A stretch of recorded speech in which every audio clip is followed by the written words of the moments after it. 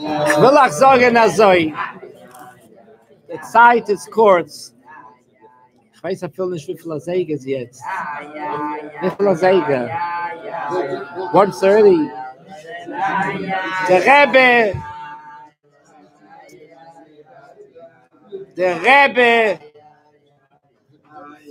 Der Rebbe hat einmal gesagt zu einem auf Chassidus, was ist ein Minig Israel?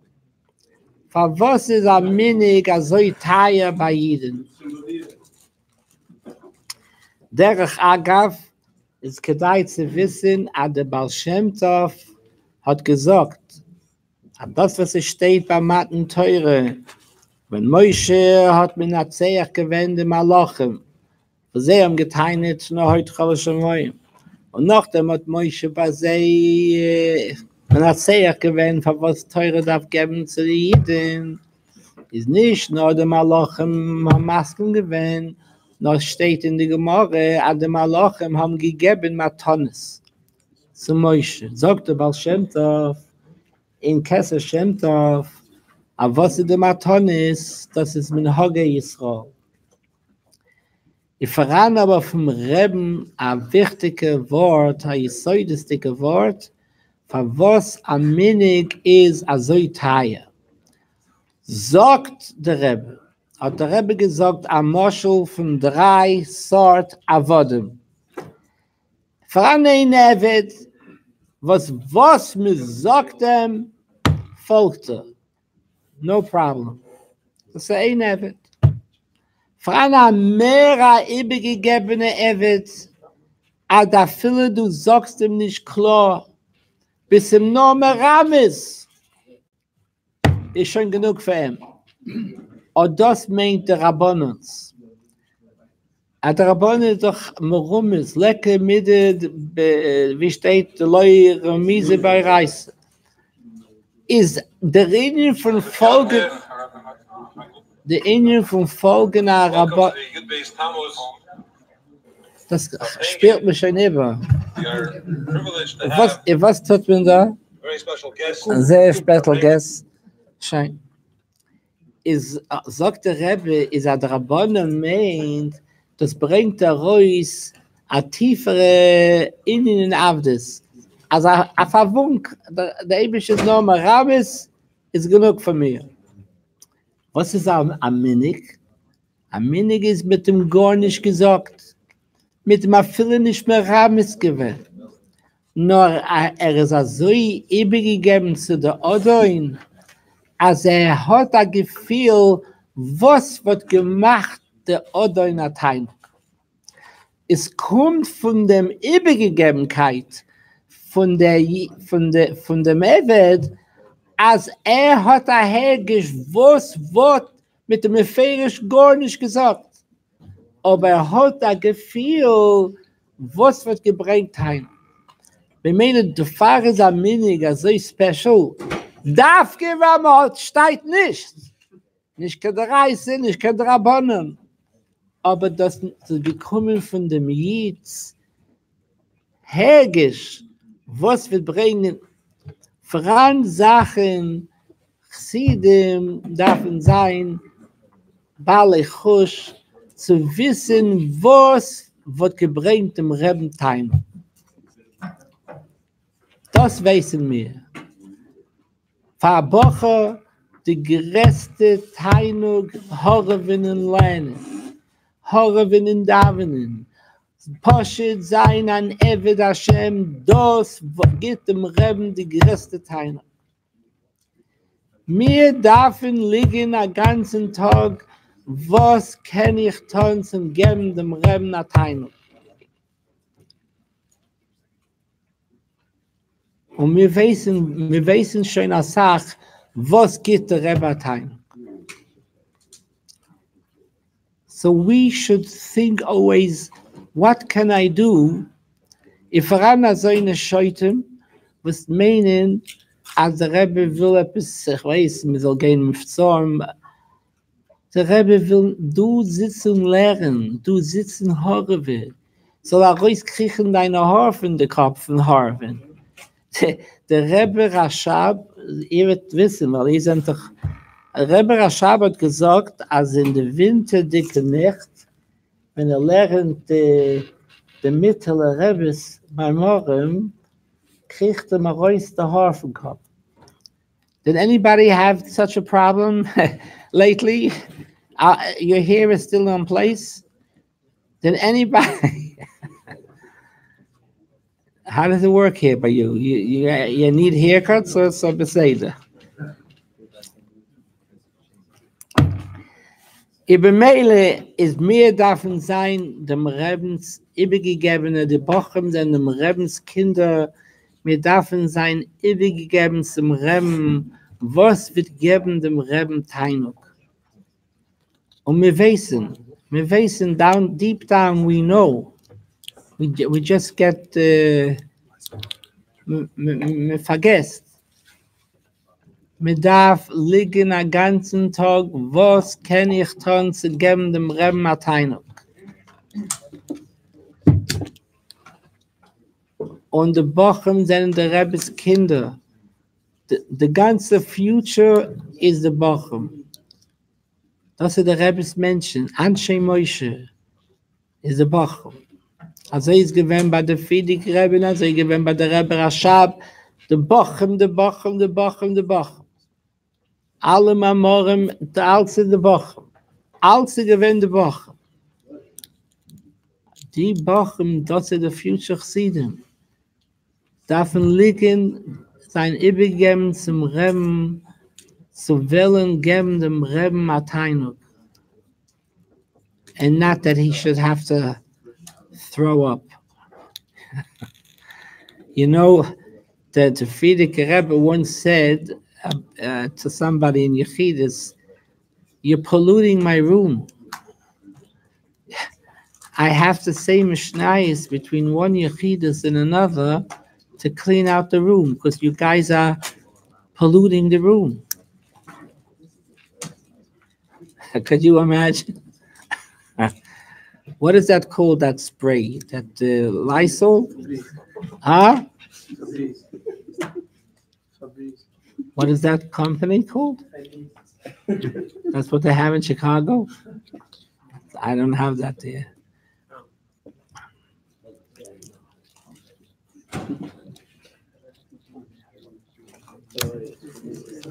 We need to be sure that we could face. The Rebbe said to be mekabel ponim, can I show my face to him? Could I? Or I'm going to have to hide my face. We have to realize any minute, the Rebbe said, any minute, if he comes today and he's going to look one look on me, what's going to be?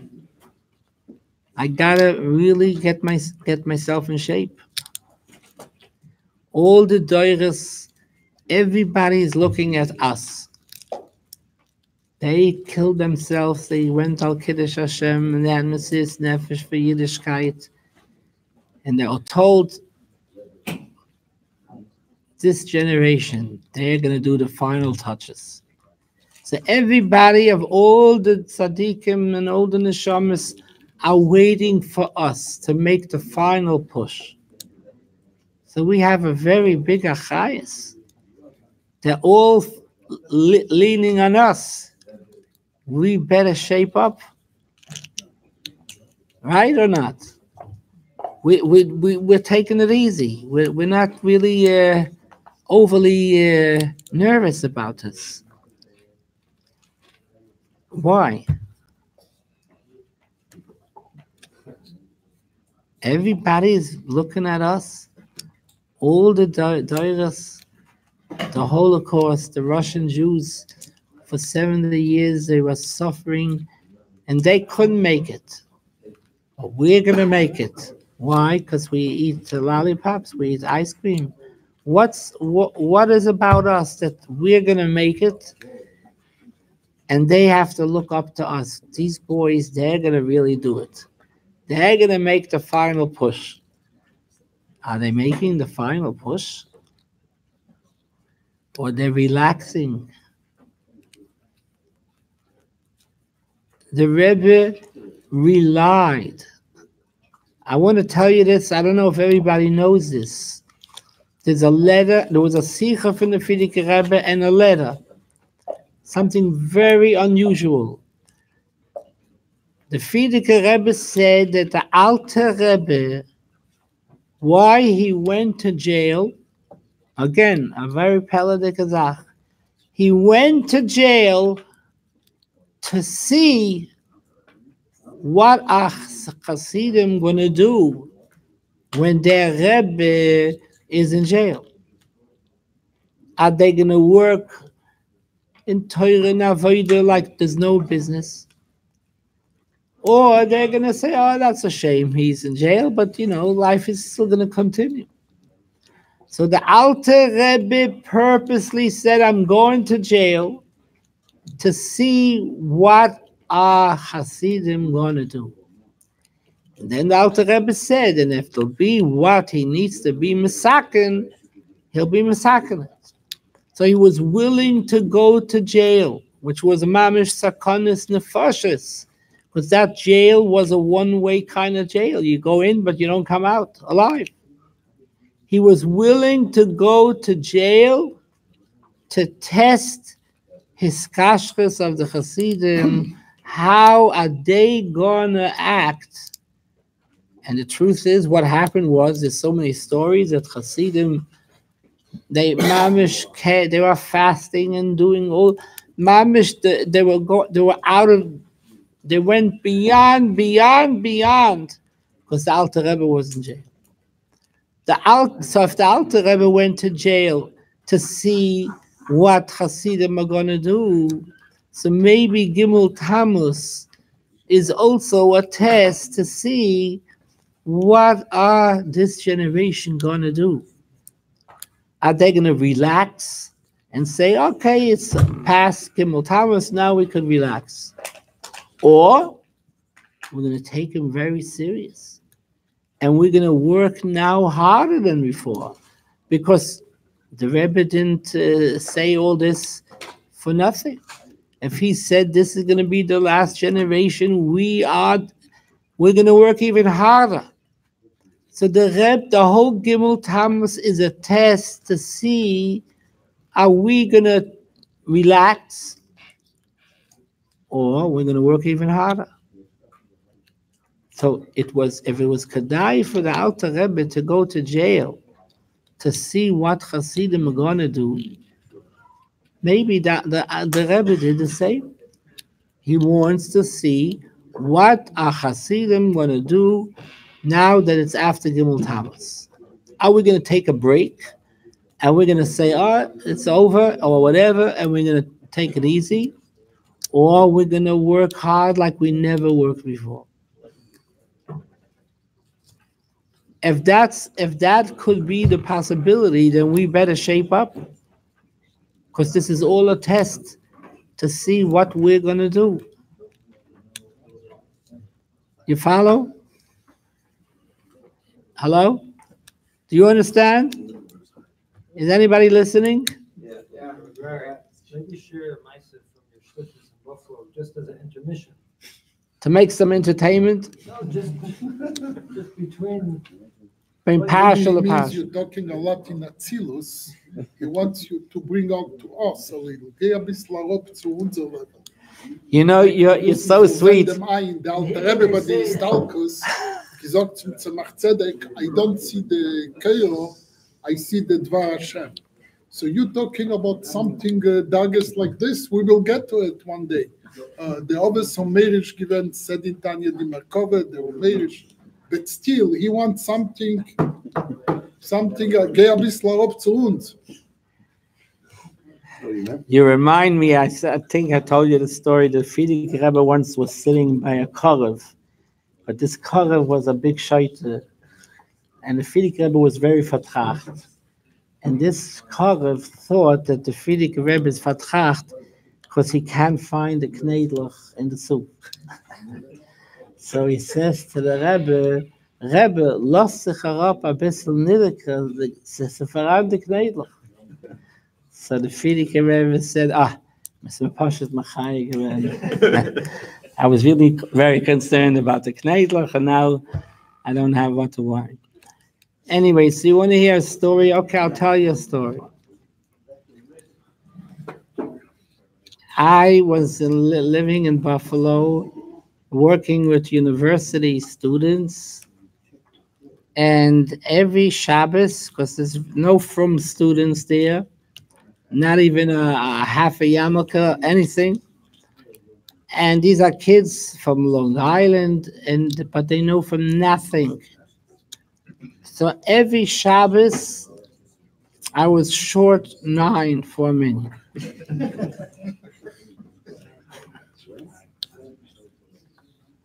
I'm not kidding. I had nobody there, and I had to start from scratch.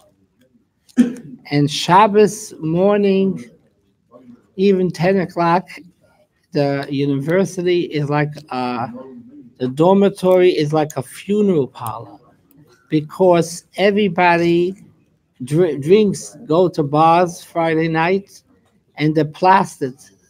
Everybody's dead drunk.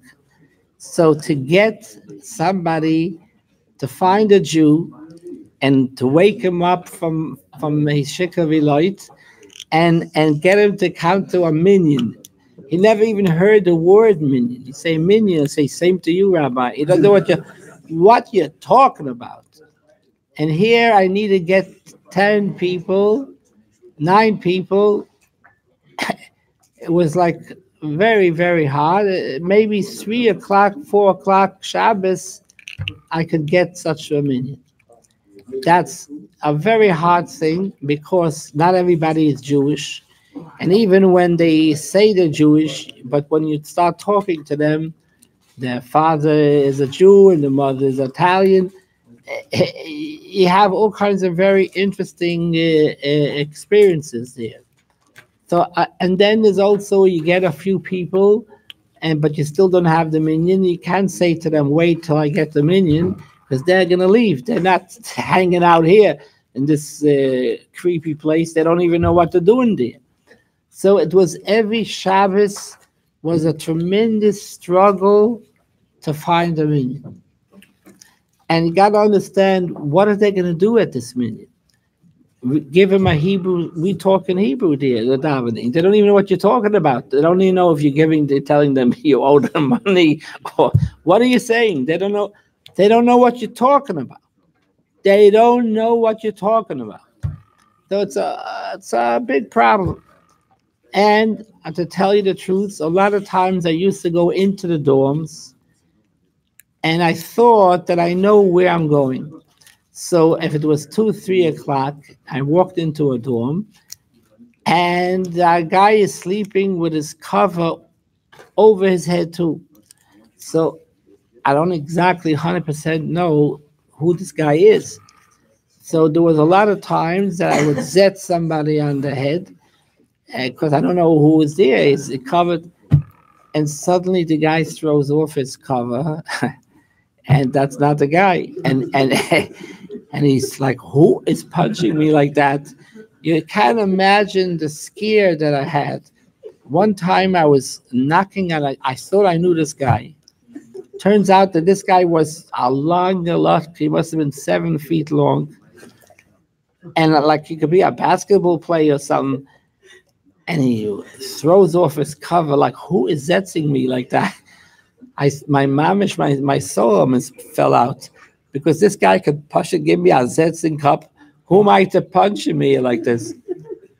But the truth is that the Eibishter helped, that it turned out they were Jewish, all right. And if I didn't punch them, I would never call them. But once I punched him, he wanted to know what I want. I started telling him we're trying to find a quorum of 10 Jews. And they came. And there's a lot of students who now are wearing kapotas, who started coming from waking them up, not even knowing who they are. So I'll tell you some kind of funny story. Are you familiar with this holiday called Yom Kippur? So it was a Yom Kippur, and I grew up in by the Rebbe all my life, and Yom Kippur or Simchas Torah, if you came out of the shul and you had both sleeves still on you, that you already ahead of the game. You made it. And here I'm tossed to this campus like a ghost town, and it's kind of frustrating. So it was Yom Kippur, and I was concerned if I'm going to have a minyan. How am I going to have a minyan? So I went to the fraternity, a Jewish fraternity, and I went to the master of this fraternity, and the master is like a melech to the pledges who want to become a member. And these pledges have to do whatever the master says. Even if he tells them to walk on their heads, they do everything, they should be accepted. So I went to the master. Can you please send me 9? I need 9 males. Like for kaparas, you need a paschor, for nikayus. I told them I need to have 9, at least 9 males, Jews. No problem, Rabbi. I'll send you 10. No, I'll send you 9. I told them what time, and I'm so happy I have 9, and I start davening. As you know, I didn't have anybody else to daven for the Amid, so I'm facing Mizrach. And I'm davening, minding my own business. And I'm davening Shmoneh Esrei, the quiet Shmoneh Esrei. And I'm not deaf, and I hear the door is opening and closing, opening and closing. So I have a shaila by me, what's going on? Are people coming or are people leaving? It's a big enough minute, because if they're leaving, I don't got no minyan. No, once I finish Shmoneh Esrei, I make Oyster Shalom, the first thing I do is turn around. I see they're all gone. Because they figured out this is the best time to leave. The rabbi's looking this way. This is a machaya. They all left. And I'm left here. How do I make chazaras hashatz now? And not only that, even if I get new guys, I still can't say chazaras hashatz because they didn't daven shtulish Shmoneh Esrei. So I was devastated. That's the end of the whole minyan. I was mamish very depressed, but I had no choice. I went back to the university. Going up the stairs, down the stairs, down the stairs, up the stairs. And I don't even know where I'm going, but I got to find poor Hoizens. Anyways, I go into a room, and I found the whole 9 guys. They were all there. They went to watch a TV game, a ball game, or some baseball, something. They had enough of this Hebrew Chinese, and so they went to look for the player on television, a ball game. I'm coming in there, and I gave them like, if your master will find out that you left me there hanging, you're gonna get it. The kids said they had to come back. And they came back, and I knocked off the chazaras hashatz because I had them for the quiet Shmoneh Esrei, maybe. Anyways, and we knocked off the Kriyas Torah and Musaf. And by the way, koyrem is the best thing, because when you give them something to do, it's to tell them bow down on the floor, get up, go down. This you got to give them something to do. And if I had it my way, I would really make a minhag that every Shabbos, everybody falls koyrem. Because Hebrew they can't read. What are they doing over there? They're lost. You got to give them something, what do they call it now? Hands-on? Interaction. So let them go koyrem. So Iliyadaitiv, I would be misaken every Shabbos 10 times. They should go to koyrem. Let them stay there, but give them something to do. Anyways, we knocked off the davening, and then it came to Mincha Nile. I said, they're never going to come back. These guys, they had it already for good, because they wanted to leave by Shachris, and here I schlepped them back. From them, might as well forget it. Now I have to find, again, new 9 people. And even if I find, you don't find 9 people all at once. You find 1, 2, and then you find a few. And what are you going to say? Wait here till I'll come back soon. They're gone. They're not staying around. So this is like a circus. You leave, you have to start again. You don't leave, you're not going to have a minyan. So this was a whole mesechta to get them all together, and they should not be Jewish and males, with a lot of imtim tzaloimus. Sure. Anyways, so what do? This is a true story. So it's coming already, and I had already 9, but it's still not a minyan. What do I do now? And it's Hashemish Yovoi V'Yiflis about Shvet on Medav Davne Nile. And if I leave these guys looking for a 10th guy, they're all going to leave. Then I got nothing again. So what do? I decided I should go to the cafeteria. This is an unbelievable story. Cafeteria, maybe there's some Jews there. So I meet a Jew. How do I know he's Jewish? He looked so Jewish on his face that he was for sure Jewish. And I'm wearing my talis and my kittel, and I'm fasting, and I have a headache, and I'm fed up already from this Yom Kippur. This is no more. Forget it. I'm not coming back to this joint. Anyways, I have to tell this guy, are you familiar what today is? He looks at me like I'm from Mars, especially when I wore a kittel and a talis. That confirmed it, that I'm not, this guy we don't know where he came from. If he's a Martian or something. Big Kitzer, I'm wearing my talis and my kittel, and I'm trying to tell him that today is the holiest day. And today is Yom Kippur. And we need now a quorum of 10 Jews to say a certain prayer. And we're going to have a meal after the break the fast that's going to make your dinner here like nothing.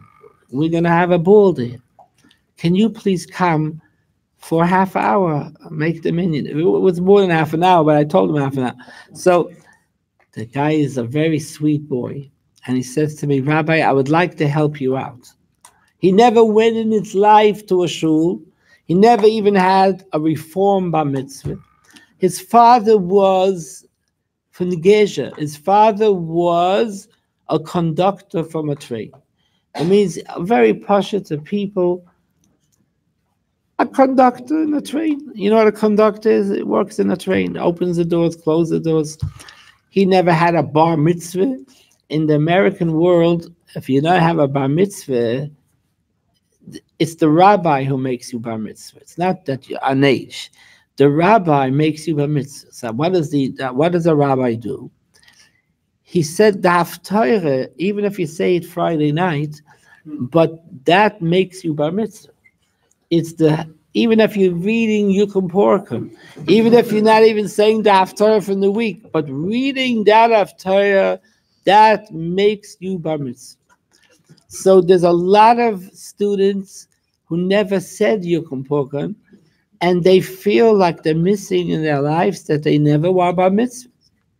If you reach 13 years old, you're bar mitzvah. But they don't know that. The temples don't let you know that secret because they're never going to have members. How do they get members? They tell you if you want your child to be bar mitzvah, you got to join the temple. And then we'll teach your son to say the haftarah. And it doesn't matter if it's haftarah or b'nei adam, or whatever you say in the siddur, that's going to get you to be bar mitzvah. That's how it is in America. Anyways, I'm talking to this boy, and he says to me, Rabbi, I really like to help you out, but this menu that they're serving today in the food service, I didn't eat for a long time. If you sit down and wait for me till this was like Lamashal, wasn't Belzer Shchita there, and it wasn't even Badatz's Shchita. It was Pasha Treif. It was, ich weiß nicht what. He didn't even know and realize that it doesn't go together with, that it's Yom Kippur a little bit and it's not kosher. He doesn't know if he's a Sha'eni Day Elishon.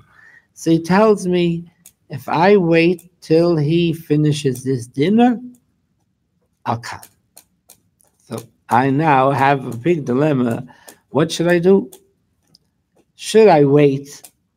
This is an Indian. He should eat this treif, and then he's going to come for Nila. This is a Nila.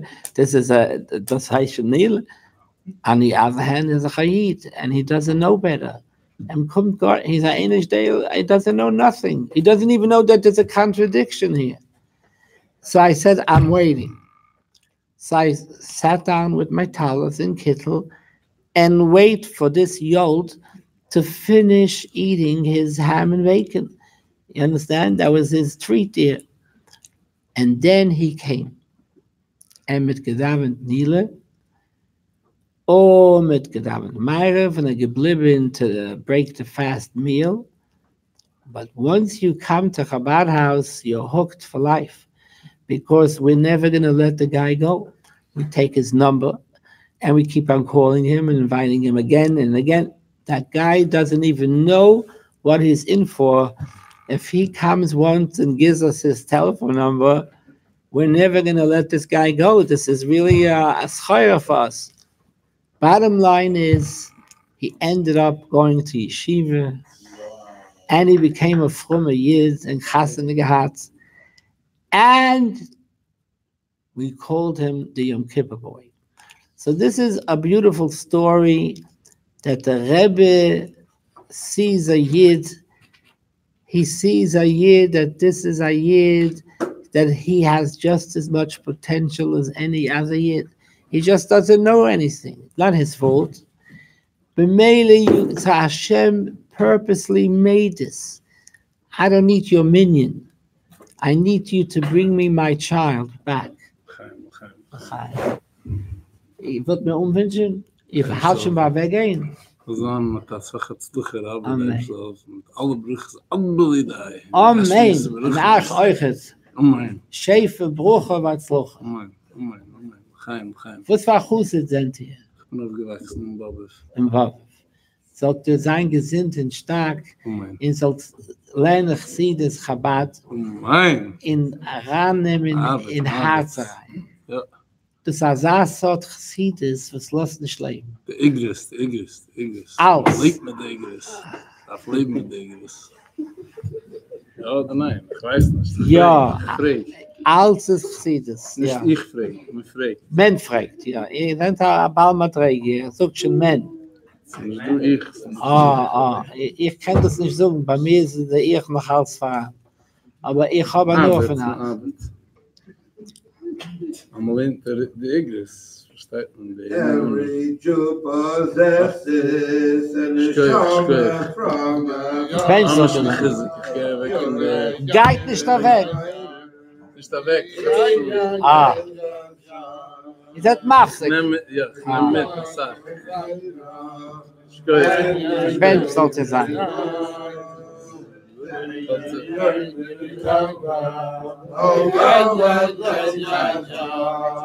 and with this sort one, with us shall I go to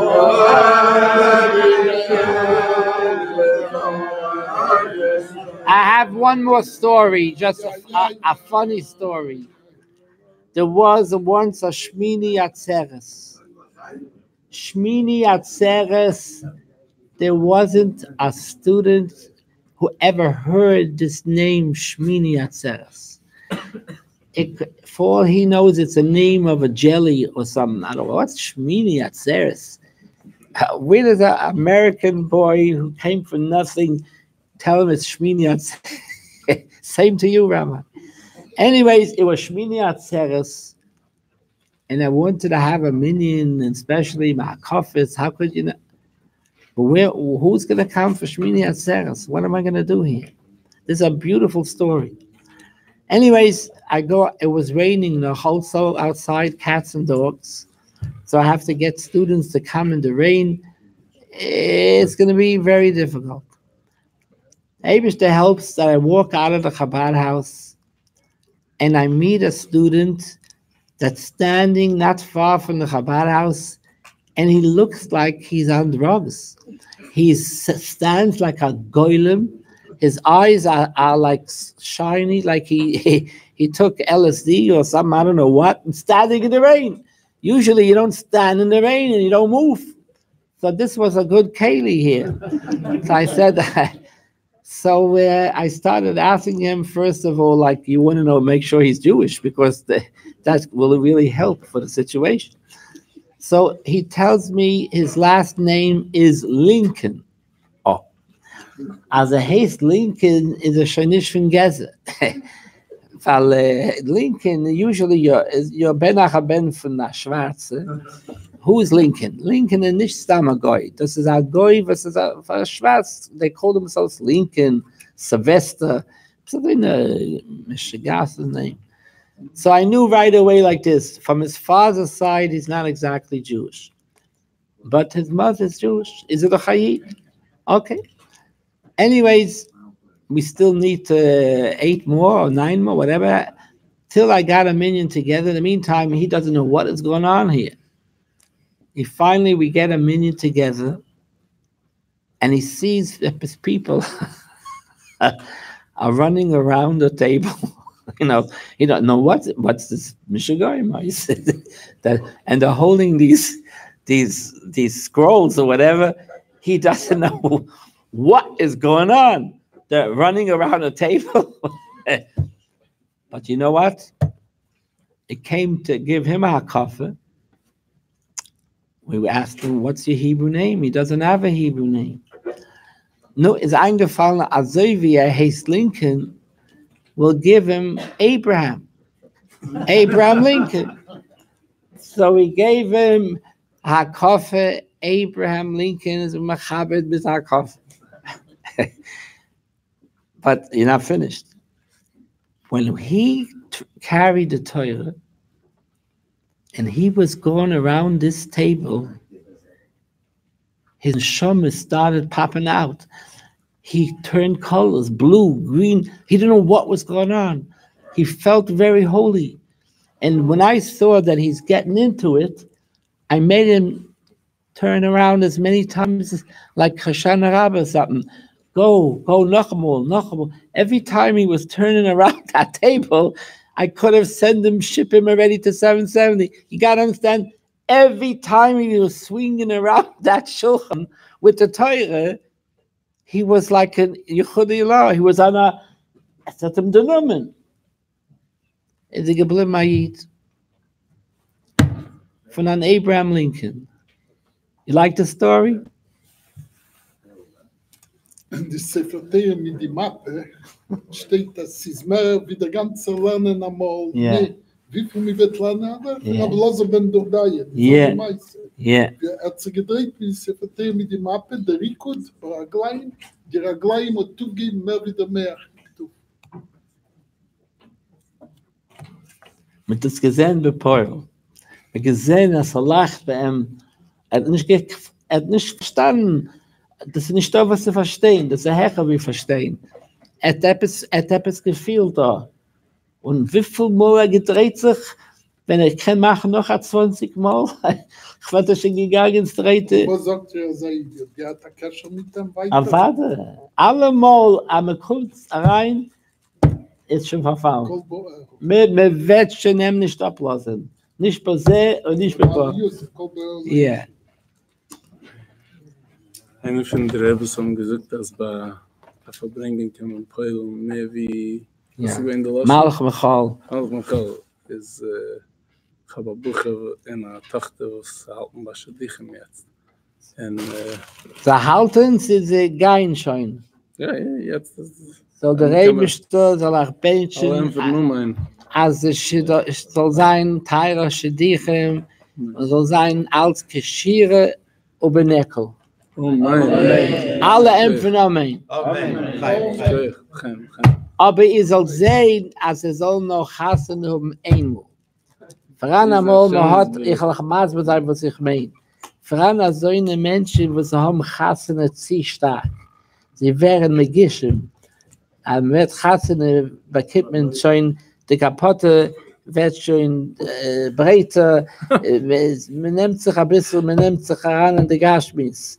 Ich sage, Chassidum, aber take it easy. Is er schon über. Schkoich. Gebenst sollte sein. Oh mein. Schkoich.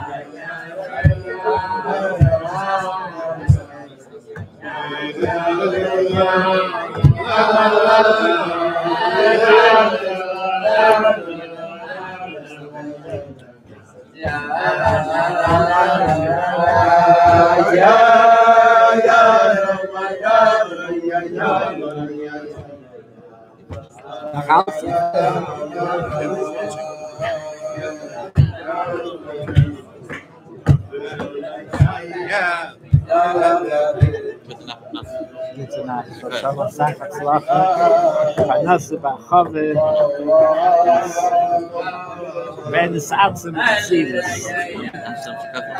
Alles ist, gedenk, alles ist wegen dem Ebenstein. Ganz Chassidus will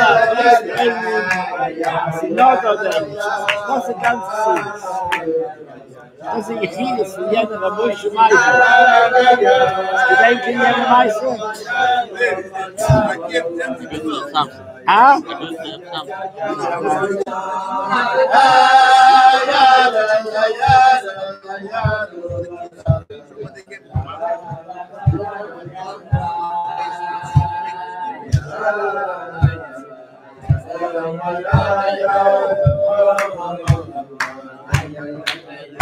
I'm sorry.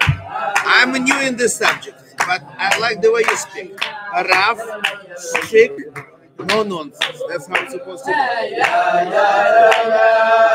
This beard, 15 months old. 15 months.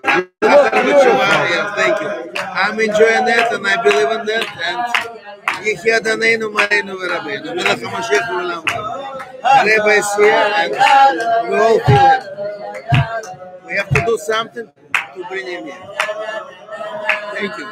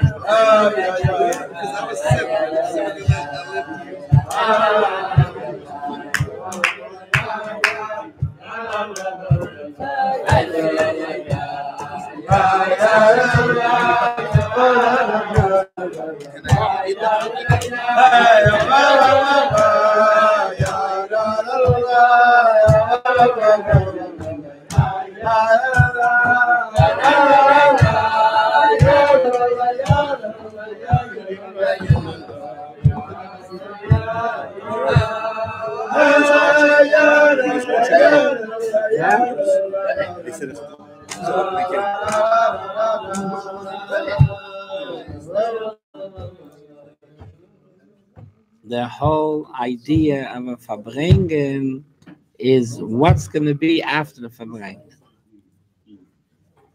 There has to be take along from the Farbrengen. What are you going to make achlotas tonight? Krishma Shalamite. How is tomorrow going to look? How is it going to look in 2 months from now and 3 months from now? Or else it's pie in the sky. I want to tell you something very interesting that I'm sure you never heard. When the Rebbe would Farbrengen in middle of the week, like Yud Kislev or Yud Beis Tammuz, the Rebbe had a certain person who the Rebbe wanted him to hang around 770, who is remaining after the Farbrengen, to sit down and see what can we do to implement the Rebbe's Farbrengen weiter. So the Rebbe had a Ish Soidi, who no one would probably know who he is or what, and he had to write into the Rebbe the names of who remained in 770 instead of going to sleep and say, oh, it's a good Farbrengen, Shmaka Farbrengen. The Rebbe doesn't need you to tell him that. He wanted to know who is taking him serious, and right away sitting down and making plans. What are they going to do to implement this Farbrengen weiter? This is a very powerful story. The Rebbe wanted to know who is planning to do something about it. He wants to know the names of those people. This is very, very important. A Farbrengen could be a great Farbrengen, but what's the bottom line? What's the bechein? What am I doing? How is this going to affect my davening? How is it going to affect my learning? How is it going to affect my life? Or else it's keboiloi kach parltoi. It's forgotten. Everything is, you have to right away implement it. You have to translate this to your own life. And what am I going to do with this? What am I going to do with this? Then it was all worth it. But just to hear interesting things, so what? The same goes with Chassidus. If you learn Chassidus, you have to take time off. What is this Maimah teaching me? What is it talking to me? What does this Maimah do to me? Because that was the whole reason of the Maimah. The whole Maimah was that you should change. It's material to change. That's why there was the Maimah in the first place. The whole Chassidus is only to implement it. That's the whole kavanah. In the Lashon from the Rabbeim, the avoide bepoil. What are you going to do with this Maimah? You could learn a Maimah, you could learn a Hemshech, but what did it do to me? In the olden days, Chassidim would chaza over the Maimah again and again. It became a part of them. They took this to life. They took this dead serious. In the olden days, they didn't even have so many svarim. Even they had a Tanya, but the Tanya that they had, they were mamish, this was their life. They lived with it. They could say over this line, that line, it was like engraved in them. But we could learn Chas v'Sholom, and it's all pie in the sky. You can't learn Chassidus that way. Chassidus is made to change me. If it's not changing you, nothing, you don't even get it. You're not getting what does the Maimah want to do. And then what? The whole Maimah is for me to learn something from it. And there's nothing more powerful than Chassidus to take up change. So it's the best material, the most. We know that the Gemara says that even a Rasha could learn Torah because Hamor Shaboi Machziroi Lemutov. Says the Rebbe, brings that the Pnei Moshe is on the words Hamora Shaboy, because it's a Yishalmi. So the Pnei Moshe, who is a Pirush, on the Yishalmi says Hamora Shaboy, that's Pnimis HaTorah. When you learn Chassidus, it has the poil. Hamor Shaboy Machziroi L'Mutav. So that's the whole kavanah of learning Pnimis HaTorah, is to bring me closer to the Eibishter. That's the whole reason. That's the whole agenda. So I have to learn Chassidus in a whole different way. This is a mimer talking to me.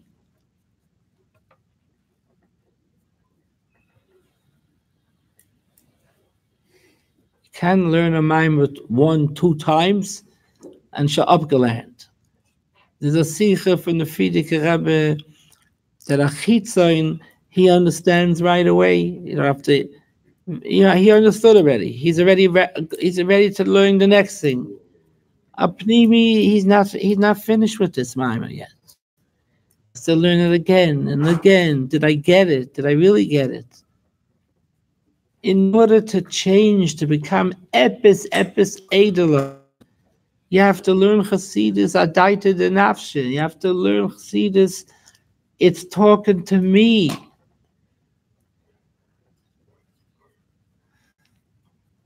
I had a great uncle who the Rebbe, F.R.E.E Rebbe, told him that every Shabbos he should chazer a mimer. And if he doesn't have to whom to chazer the mimer, he should take a bottle and put a hat on the bottle and talk to the bottle. But he should chazer. We perhaps need to do the same experiment. Because when you learn a mimer, you don't realize it's talking to me. Why don't you take a bottle and pretend that bottle is you, put on a hat, and talk to this bottle and say, listen here, you hippopotamus, do you understand what's going on over here with this Chassidus? What are you doing about it? You got to talk to yourself.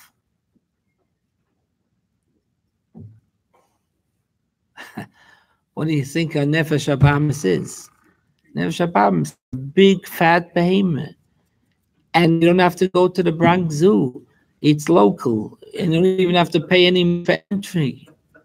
You got this big fat ox, or whatever you want to call him. You got to talk to him till he's blue. You learn a mimer, you have to talk to you. Did you get it, you idiot? Are you still going to be the same behemoth? What are you planning to do about it? Did you ever talk like that to yourself? The Alter Rebbe says, Lashon Yagim, V'karel Rash, it doesn't mean physically, but in your mind, you got to talk to yourself and rank him out and give him over the head. You got to talk to yourself.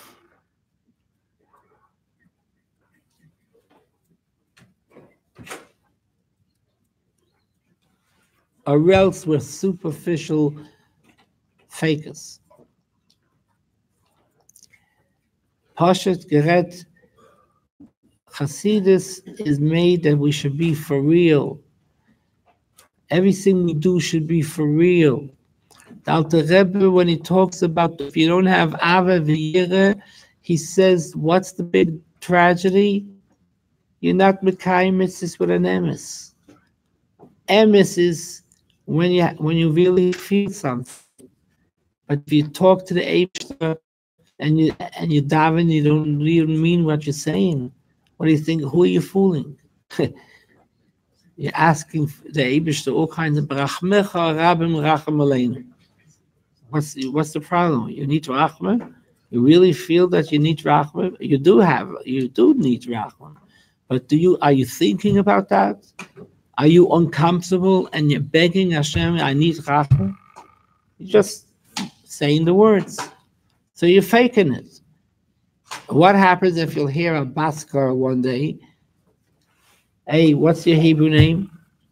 What's your Hebrew name? Shalom. I'm not going to insult you, but just make believe. It'll talk in fiction. What happens if you'll hear one day, Milish Minesla, a Bas Karl, Shalom, you're full of baloney. You're telling me things you don't even mean. What are you going to do about that? This is a possibility. What are you laughing?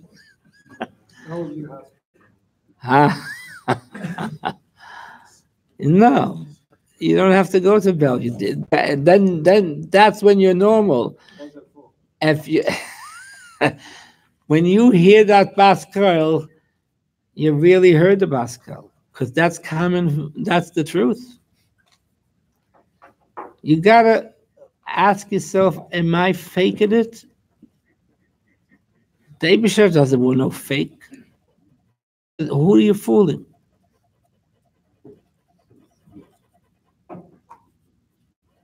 You gotta be for real. That's Chassidus. It has to be with a pneumius. Every mitzvah has to be with a pneumius. That's Chassidus in simple words. You're for real. You want to do Torah mitzvahs because you want to be close to the Eibusher. When was the last time you thought about the Eibusher? I heard such a joke, but it's not such a joke. They say a joke that a Misnagdish Bacha one morning woke up with a big headache. He couldn't sleep. Why? Because he had a dream, a terrible dream. And he goes to the mashgiach there, and he's almost embarrassed to tell him what he had a dream. Till he tells the mashgiach, I had a dream. Till he coughs up the dream. I had a dream the Eibusher dropped dead. So it's a disaster. What do we do about it? So he's upset. We got to make arrangements with the funeral pile. We got to do something. But he had a dream the Eibusher dropped dead. So the story goes that the mashgiach says, don't take it to heart. I want to tell you something. The Gemara says that whatever you think by day, you dream at night. You must think during the day about Hashem. So at night you dreamt that he dropped it.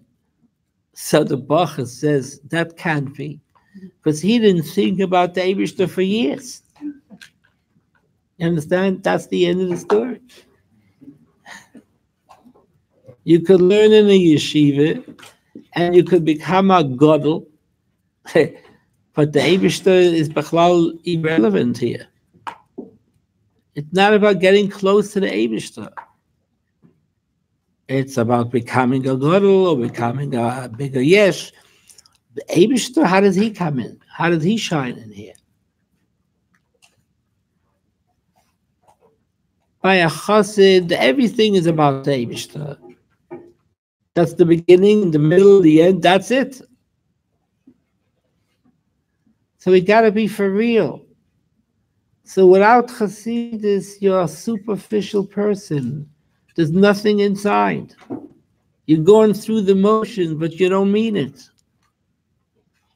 You're not for real. Now the Rebbe says that. If you don't have Ava V'yira, you can't be a Mekayim Mitzvahs Be'emes. Perek Dalet. Right in the beginning.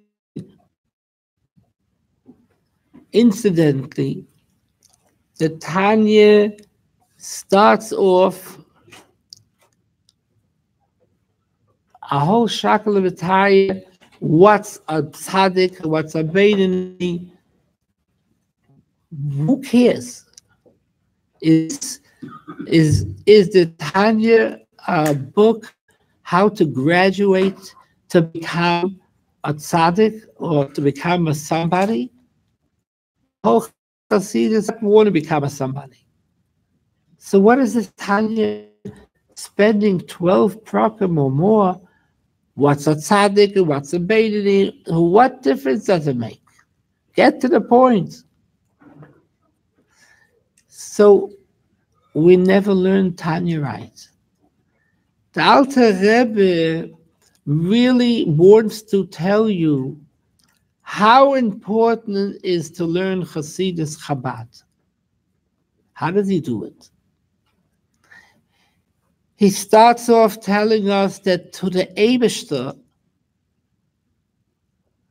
matters, the Eibishter is so concerned that you should be a tzaddik,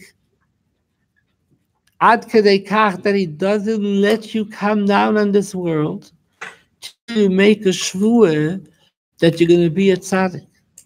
That means how much is this matter to the Eibishter? Zicronos the fashis. You can't even, don't forget about coming down unless you swear to me you're going to be a tzaddik. What is a tzaddik? The Alter Rebbe brings from all the Gemaras that a tzaddik doesn't mean a fromme yid, betachlis. That's a beinoni. A beinoni is lo ova v'lo yava, unbelievable person. A fromme yid betachlis, but you're still not a tzaddik. So what is a tzaddik, for heaven's sakes? So the Alter Rebbe proves that a tzaddik is somebody who works with his insides. He doesn't just do the mitzvahs, he does it when he turned over his nefesh habamis. He loves the Eibishter from inside. He's for real. So the Alter Rebbe wants to show you the necessity of why you have to learn Chassidus Chabad, because the only way you can have Ava V'yireh is if you first understand what it means Eibishter. And where do they talk about the Eibishter? The best svarim that concentrate about the Eibishter, this is Chabad. So you need to have Ava V'yireh, because that's the difference between a tzaddik. A tzaddik works with his midas, with his nefesh habamis. And the only way to work with your nefesh habamis, you have to learn Chassidus Chabad, you have to know about the Eibishter. So the Alter Rebbe really is not here to tell you how do you become a tzaddik, how do you become a somebody, how do you graduate in the religion and become a somebody. That's heipach for Chassidus. You need to become a somebody. Chassidus is not trying to tell you how to become a somebody. Chassidus is trying to tell you, what does the Eibishter want? The first thing we got to know is not what I want. What does the boss want? So the Alter Rebbe brings this Gemara. You want to know what he wants? He wants it so much that he doesn't let you even step foot down in this world. You have to make a shvuah. And the shvuah is a very difficult thing to do. He's playing with Hashem's name and everything. Ad kedei kach does the Eibishter want you to work on yourself that he won't let you down till you make a shvuah that you're going to do that. So the Tanya's first parakim is really a hagdama of why you need to learn Chassidus Chabad. But the Alter Rebbe does this very cleverly. He brings all kinds of gemaras. First, what is a tzaddik and what's a beinoni? Then he shows you how much does the Eibishter want me to be a tzaddik. And therefore, he finally comes to the explanation that a tzaddik means not just a fromme yid. You could be a fromme yid betachlis and you're still not what the Eibishter wants. The Eibishter wants more. And that's why the Alter Rebbe in Perek Mem Aleph, when he says the famous line, Rehine Hashem Nitzav Olav, there's a word there that we may somehow overlook. The Eibishter is standing, staring at you, not just if you're doing the mitzvahs. How are you for real, or you're just going through the motions? In Shulchan Aruch, what it brings from the Ramah, Shivisi Hashem Lenegdi Samid, you don't know from Shivisi Hashem Lenegdi Samid that the Eibishter is concerned about how you serve. Yeah, the Eibishter is here, he's watching what you're doing. So you got to be a fromme Yid. The Rebbe says it's more than being a fromme Yid. The Eibishter wants to know if it's kara'ui, if you're serving him the right way. Do you have ava? Do you have yira? Do you mean it? And that is kvayochel what the Eibishter is concerned. He's concerned not just fulfilling the mitzvahs. He wants to know, do you really love me? Do you really care for me? Or you're doing this because you got to do it? So the Alter Rebbe is going l'shitasai. Mashbi noisei tehi tzadik. The Eibishter is concerned that what's going on with your feelings. And then he writes in Perek Ramal of Koroi. It's not just to fulfill the mitzvahs, that you don't need Chassidus, that you have a Shulchan Aruch. Chassidus comes to teach us that the Eibishter wants your whole being, not just your emotions. He wants you to be totally dedicated to the Eibishter. How do you do that? Got to learn Chassidus. Still not going to do anything. You got to think about it. You have to think about this deeply till it will work on your emotions. And then you could be koroi. Then you're fulfilling the shvuah to hit tzaddik. But holds man, you're not working with your pneumius. You're not working with your avodah pneumius, with your nefesh habamis, and making over your nefesh habamis. Then the Eibush is still not happy. You're not going to know that from the Shulchan Aruch. Shulchan Aruch doesn't talk about it. But Chassidus does talk about it. Chassidus tells us the inside story, the inside information. The inside information is that the Eibishter wants your whole total being, not just your hands and your legs. He wants the total you.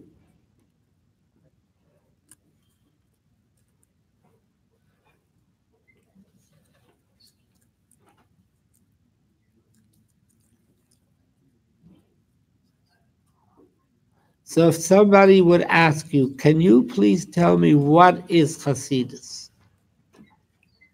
So first we spoke about that Chassidus all is about what's Achdas Hashem. Now we're saying Chassidus wants from a person that he should be for real. He should be be'emes devoted, not just going through the motions. He should be totally devoted to the Eibishter.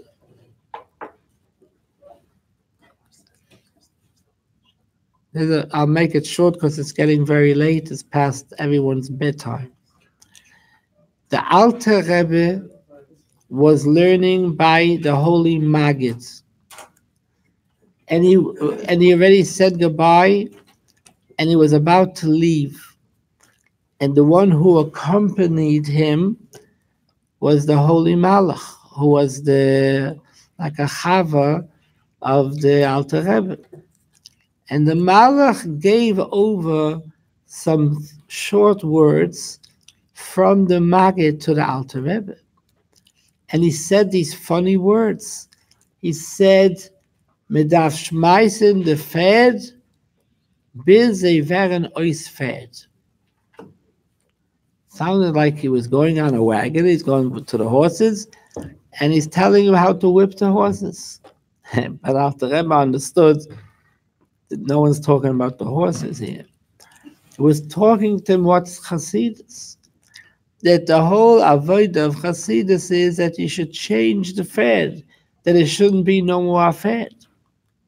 So the Alter Rebbe heard this. He says, wait a minute, roll that back. He said, I only heard till now that you're supposed to schmeiß the fed, that they should know they're fed. But to schmeiß the fed, that they should no longer be fed, he never learned that yet. So he decided, I'm not leaving. And he stayed by the Maggid for that, to find out how do you change your, I have to make over my Nefesh Abamis. But they talked in such a language that only the Alter Rebbe and the Maggid knew. It had nothing to do with the horses. It had to do with our horse. So Chassidus is about dealing with the horse.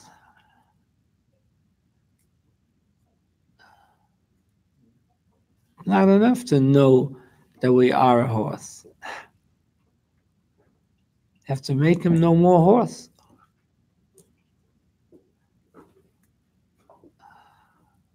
That's a hard avoid. Okay, but benching for whoever needs to bench, but we got to know what are we leaving from this Farbrengen. We got to start working. We didn't yet sweat. We're lazy, good for nothings. Lazy bums. We're not really overworking ourselves. Without avodah, without yigiyah, nothing happens. Chinam is a Mitzrayim. Avodah takes work. Haravin. Haravin and Haravin and Haravin and Haravin.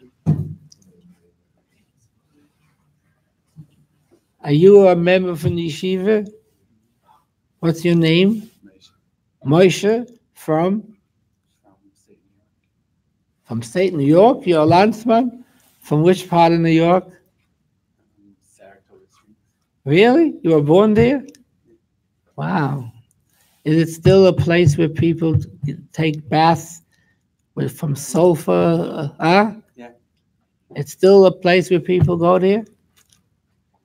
I remember people, there were like Rebbes that used to go there and all kinds of... it's still happening there.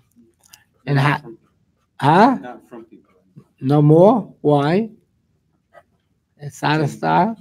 There's another place, the Sharon Springs, also had all kinds of baths to make you healthy. And how did you find, you grew up there and you went to yeshiva? I went to Hebrew school. In Saratoga? In different. And eventually, how'd you get here? How did you find out about this joint? From Bochum who came there? No. On your own? My uncle. So he introduced you here? Very nice uncle you have.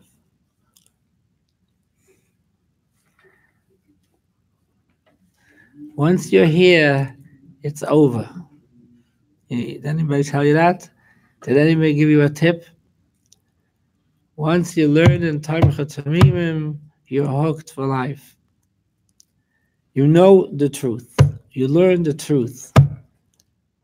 You're never able to run away from the truth. They give you the truth here. They tell you as it is. No, they don't dilute anything. The full truth, absolute truth is here.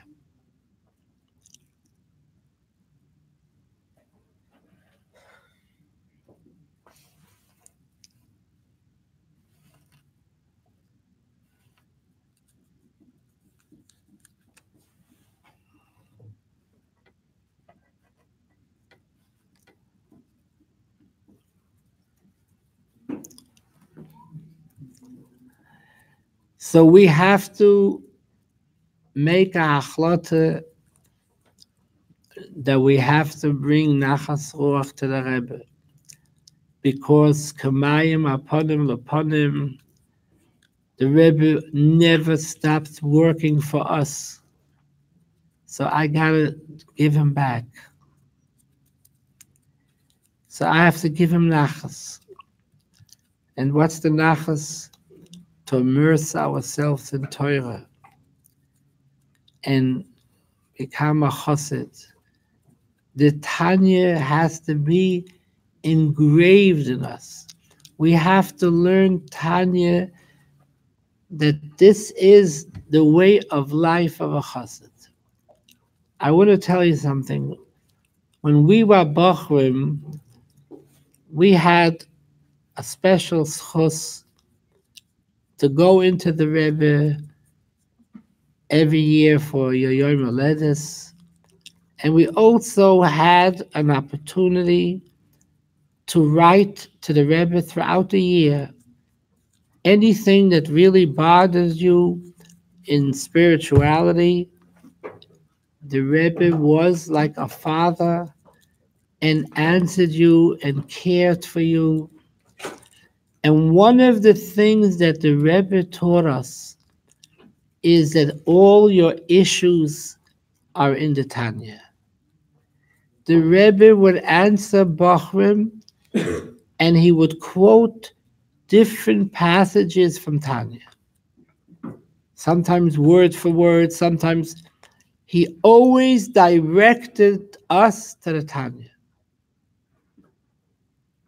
I'm talking from my own experience and from other.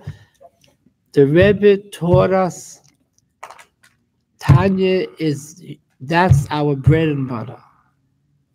Everything is in Tanya.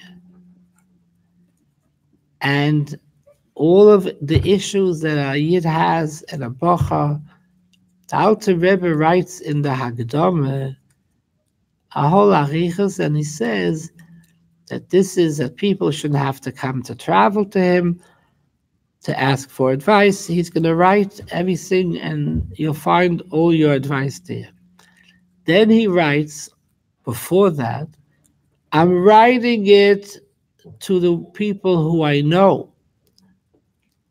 And I remember you, I know you, so I am going to give you this advice because I know you. So there's a Kabbalah that Hasidim have that every Yid who learns Tanya, the Alter Rebbe says, I know you. And your answers to your issues are in the Tanya. So it's not a sefer that the Alter Rebbe wrote to his Hasidim of his generation. He lakatchila wrote this Tanya that any Yid and any Chassid who is going to have issues in spiritual inyanim, the Alter Rebbe says, I know you, and I'm going to give you advice that belongs to you, for you. And the Rebbe himself, when he answered Bachrim, always, without fail, I don't believe I got ever an answer not pointing out this parak, that parak, or that line of always Tanya, Tanya, Tanya, Tanya. So we have to learn the Tanya over and over. And so we should know where to find, if I have an issue, I know where to find the answer. It should be known to us where to find it. So it's a kind of a sefer that you'll always need. You'll never grow out of the Tanya. All your life, your answers are in the Tanya. It's a Moedik thing that Alter Rebbe is saying to every chassid, I know you, I have a good understanding of your personality, and I'm going to help you address these issues and tell you what to do. So no matter what hemsheichim you learn, you always have to go back to the Tanya, because it's always going to be relevant to you. What does the Tanya say? There isn't an issue in Avodas Hashem that is not addressed in the Tanya. It's all there.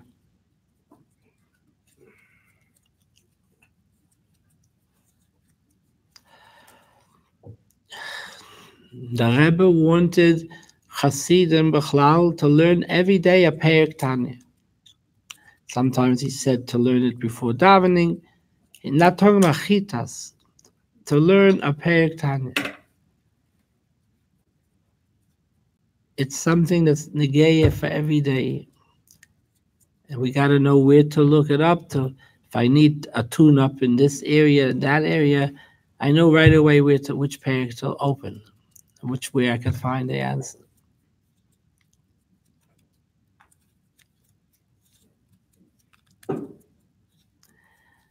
The Rebbe is a father. I want to tell you something. The F.R.E.E Rebbe said many times to Talmidei HaYeshiva, these were American boys who came to learn in Lubavitch in Brooklyn, and the F.R.E.E Rebbe said to them on Yechidus many times, and I heard this from the people themselves, that the Rebbe said to them, excuse me, your parents is your fleishike tate, but I am your ruchnisike tate. So this idea that a Rebbe is your father, this comes from the Rabbeim. This is such an incredible feeling that the Rebbe is so devoted and loves me like a father. I'll tell you a story that's going to knock your socks off. In the time of the F.R.E.E Rebbe, he had a very small crowd of Bachrim who they got them to learn in the Lubavitch Yeshiva. One of these Bachrim was already time to get married, and it wasn't easy in those days to find a shidduch for a former Bacha, because the girls, most girls didn't have any chinuch. They didn't have like yet in America a school for girls. So the girls were not on the same level as the men. So it's very hard for a Lubavitcher Bacha to find a shidduch. One day, there was a certain Bacha who already had a shidduch, and it was about to be the Tanoim, and the Zayder of the girl, the woman, didn't like that the Bacha did not come from any rabbinical family, and he was from a rabbinical family. So no less, he canceled the whole shidduch. Now listen to this story. It was Erev Yom Kippur, and the F.R.E.E Rebbe already put on his kittel, getting ready for Kol Nidre. And the F.R.E.E Rebbe calls in Rabbi Mentlik, alav shalom. You could imagine, Rabbi Mentlik was such a chassid. F.R.E.E Rebbe is calling him before Kol Nidre. This must be some emergency. F.R.E.E Rebbe is wearing already the kittel. And the F.R.E.E Rebbe says, I want you to call up this rabbi who is the Zayder of this kala, of this girl, and tell him, he wants yichus, for this chassan, I am oimid mitzad chassan. By a chassan, you need to have who represents the chassan and who's on. I am the oimid mitzad chassan, like I'm the father-in-law or father of the chassan. So you want yichus, I'm represent. So it's an unbelievable story. The Rebbe considers himself, every Bacha from Tamcha Tamimim, he is like the father-in-law or father of the chassan. For sure, what happened was that once the F.R.E.E Rebbe said that, the chassan, it happened already. But so the moral of the story is, number one, how much the F.R.E.E Rebbe cared that every Bacha should have a shidduch, and he put himself on the line, and he told him to give over the Zayder from the girl, that I am oimid mitzad chassan. And Baruch Hashem, that Rav was not such a big shaita. When he heard that, the shidduch became again. But you see from this story the love of a Rebbe going to Kol Nidre. He has nothing else what to do now. This Kuwait maybe. No, this is my Talmud. And he never is having a hard time doing the shidduch. He has already a kala and they purport it.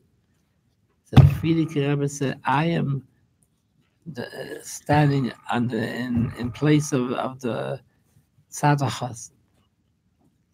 Beautiful story. So we have to know the Rebbe is with us. We should only be with the Rebbe like the Rebbe is with us.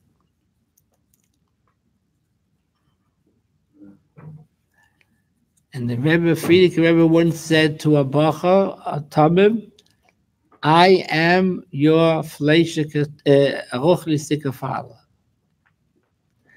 It was a bacha who had to go, I think, to Chicago to go home for Yontif, for Pesach.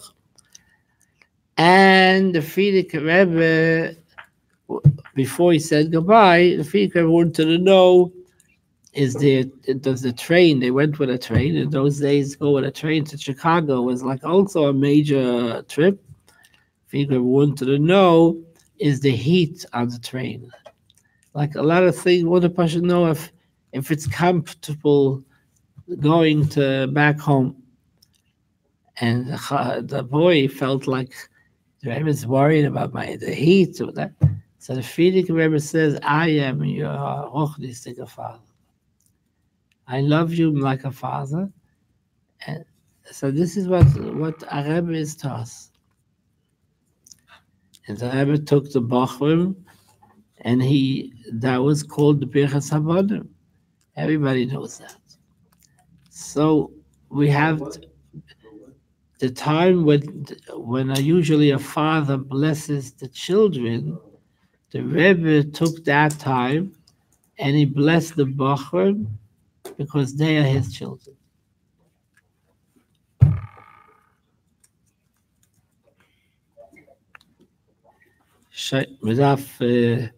Trachten wegen gehen schlafen. Was machst du? What happened to my ride? Is that man? There was a Rabbi Wolf's son. Is that him? Oh, yeah. He's so tired. No, but he has to take me. That's his father's place I'm staying. I can't get in without him.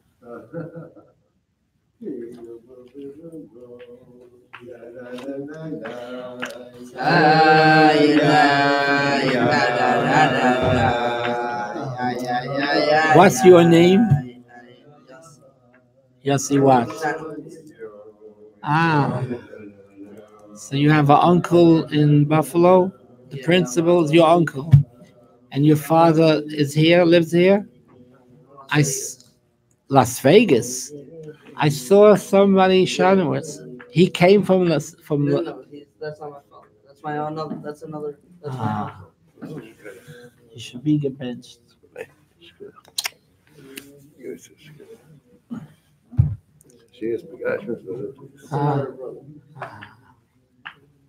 Las Vegas, it must be a hard place to live, huh?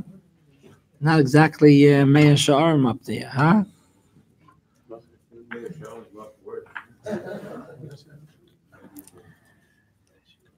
When I was going to go on Shliches, the Rebbe first was going to send me to Finland. I didn't even know where is Finland, what Finland. And but I said, Hineni, wherever he'll send me, I go. Finland. Then it was getting better. The next place, it didn't work out in Finland for whatever reason. The next place he said, you're going to Greece. So I could have ended up in Greece. And the Friedrich Rebbe sent people, he didn't ask them if they feel like going or not. He says, you're going. He drafted the people, the Bacham. There were Bacham still, he sent them.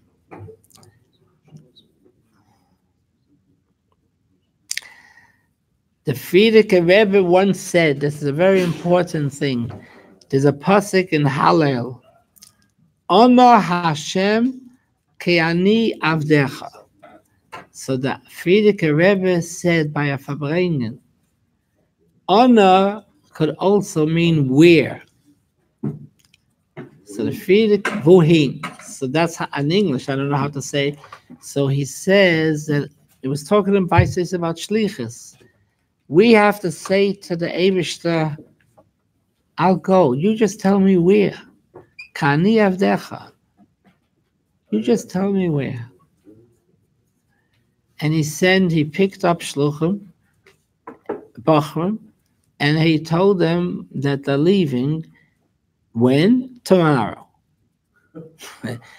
With the pajamas, without the pajamas, get lost. He taught people, gave them 1 day notice. I know that I heard this from 2 different Rabbi Oltein. The old Rabbi Oltein was, I think, still a bacha, and he was doing Hafatzas Yadus. He had a class that he taught teenagers, whatever, Yiddishkeit, but he had this class in 770. And his class was Mitzvah Shabbos. Middle of teaching this class, he gets a message the F.R.E.E. Rebbe wants to speak to him. So he dropped everything and he went into the F.R.E.E. Rebbe. And the F.R.E.E. Rebbe told him, attack at Chicago. I think it was Chicago. The F.R.E.E. Rebbe says that I need you to go to this city, Chicago, and you're going to be a Rav. Now, the interesting part of this Rav is that there was nobody looking for him to be the Rav. The F.R.E.E. Rebbe made him Rav to go to a place where he's not exactly wanted. And the F.R.E.E. Rebbe said that you shouldn't ask them for money, for wages, whatever, because they're not going to give it to you. So I'll give you the wages, but you go. It was such a rebbish thing, go to a place that no one's looking for you and take over to be off. And it was a big Mesiras Nefesh. In those days, the F.R.E.E. Rebbe very seldom had a Farbrengen, but Yud Kislev, he used to Farbrengen. So Rabbi Oltein asked the F.R.E.E. Rebbe, could he at least stay till after Yud Kislev? F.R.E.E. Rebbe said, no, you have to leave tomorrow. You understand? No, like it, lump it, you're leaving tomorrow. Then there was another Chassid who was already married. His name was Reb Moshe Hecht, who was a big Chassid, a soldier from the Rebbe and F.R.E.E. Rebbe. He already opened a store in Orchard Street. He was selling dry goods, shirts, undershirts, whatever. He needed parnasa. Suddenly the F.R.E.E. Rebbe is calling him. He dropped the store, whatever, he goes to see the F.R.E.E. Rebbe. And the F.R.E.E. Rebbe says, listen, till now you are living from lechem in ha'aretz. You're living from a store, you have parnasa. From now on, you're going to live from lechem in hashamayim. You're going to have miracles to come. You need to go to New Haven. That's what the yeshiva was. And he sent him, and it was after his marriage, after he's running the store, and he had to close the shop right away and skidoo and go to New Haven, and he opened the yeshiva, and it's still today the yeshiva. The F.R.E.E. Rebbe didn't ask you for, how do you feel about it? You in the mood? You sure you want? You're going. He asked for Mesiras Nefesh. That's Lubavitch. Anshe Moshe. You have to give yourself over completely.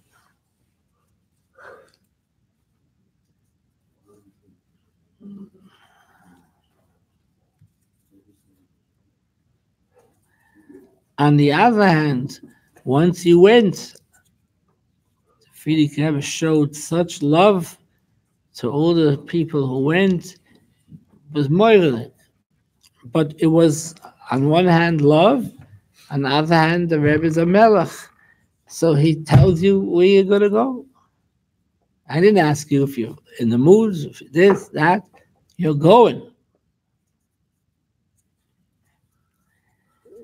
And then they tell a story that this, our Rebbe, when the first time he would send shluchim, so he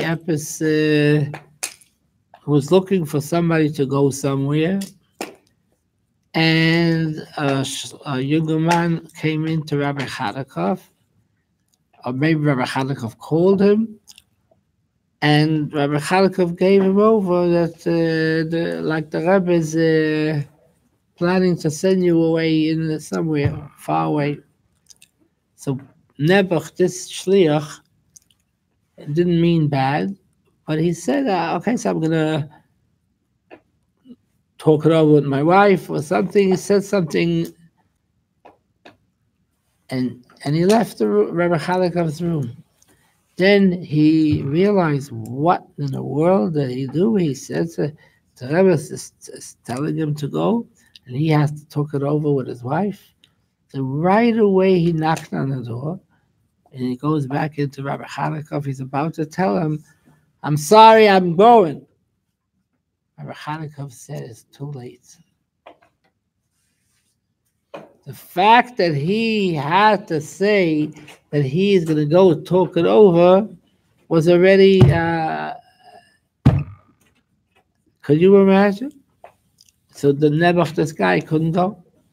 The Rebbe wanted total dedication.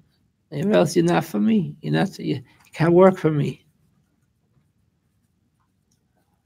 The poor guy. And I want you to know this, because you're not going to hear this again. I'm already an older man. I was by a Farbrengen Shabbos Noach. The Rebbe was sitting, it's before there was a shul. The whole building was a sukkah. They kept the sukkah a whole year. The sukkah had holes in the canvas, and would rain in, and when the Rebbe would make, they should sing, so it was always buckling from water, the canvas. So the top row, the Rebbe would make like this, they should dance. So the bench that was the highest, closer to the roof, they jumped up, and the next row got all plucking water all over the head. And then the second row and the third row, it was like a riot, what was going on there. The Rebbe, it was so cold in winter, the Rebbe, that there was smoke, or whatever it is, came out from the Rebbe's holy mouth. What is it called? Steam. The Rebbe came out winter with a coat on his shoulders, not on his shoulders. But when it came to the Maimer, he took off the coat. I'll never forget this. So the older Hasidim, like Reb Shmuel and others, the Rebbe it's too cold, so they put it back on. It was like a riot. The Rebbe took it off, they put it back on. Anyways, it was... Put it on the Rebbe? Yeah, on his shoulders. Just. Listen, it was Pashas Noach. There was a shliach who went to an Arab country. The whole country was full of Arabs. It was a big Mesiras Nefesh. He probably had to duck to make sure that they don't shoot his head off. It was all Arabs. He had a terrible time. And he was teaching these wild children, like mentality from like Eastern, what do they call it? Eastern, whatever. It was, he had a very tough life. Plus, he didn't get paid by whoever was supposed to pay. And he came back. He couldn't take it anymore. And he came back. And it was Pashas Noach. And the Rebbe was talking. The Sikha is printed in Lakota Sikhas, but all the sharp parts was taken out. The Rebbe was talking that Noach was in the Teva and he was spitting blood because he had such a hard time in the Teva. And there's a story, Rashi says that he delayed to give the lion food, so the lion bit him. He was having a rough time. So the Rashi wants to learn, Ach Noach is like a sigh, that Noach was sighing from the pain of the... So the Rebbe took this story and he was talking to that Nebuch, to that younger man. And he said, you should be so grateful that you are saved in the Teva. Because if you learn the Torah Tamimim, like the holiest place, the whole world is in a flood. And you are from the few who are in the Teva.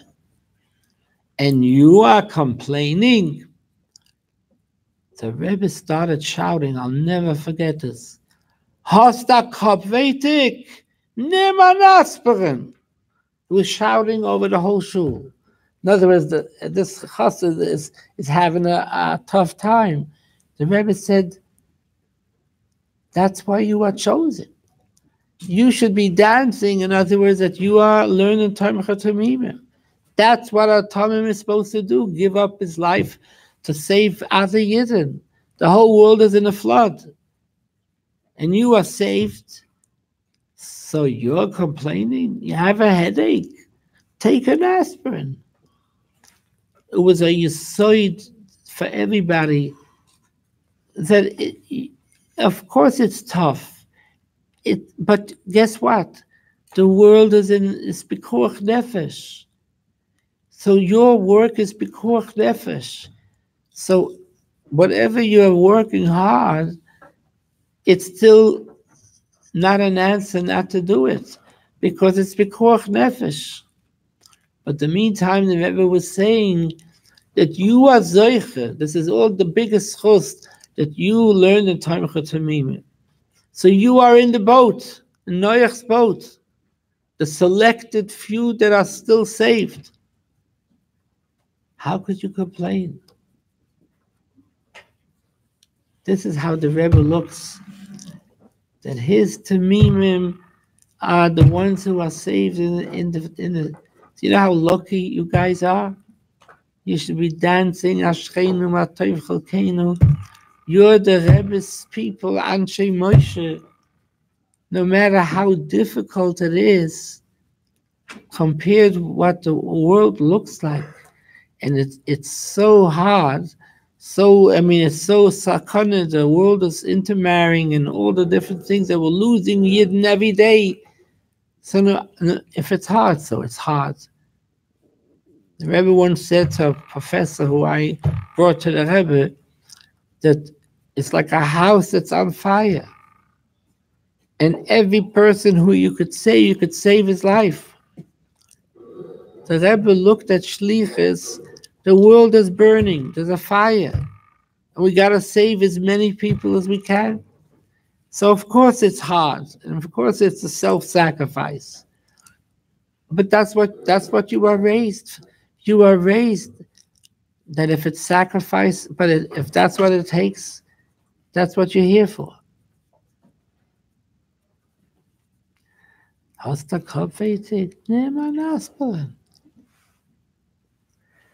That was fire. That guy he must have feel like 2 cents or less. He didn't get any mercy. He got like.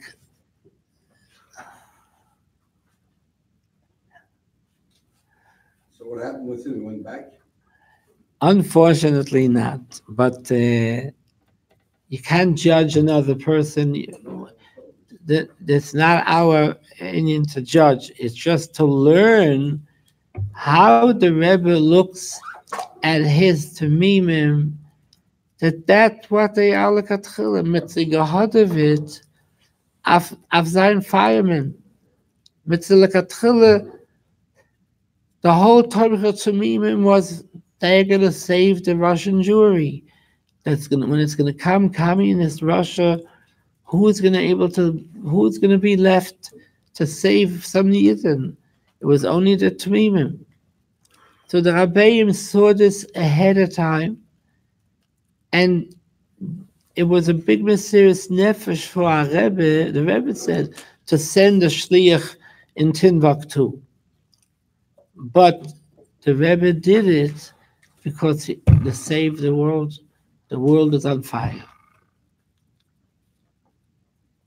So Shliches is a mysterious nefesh, a moiridik mysterious nefesh.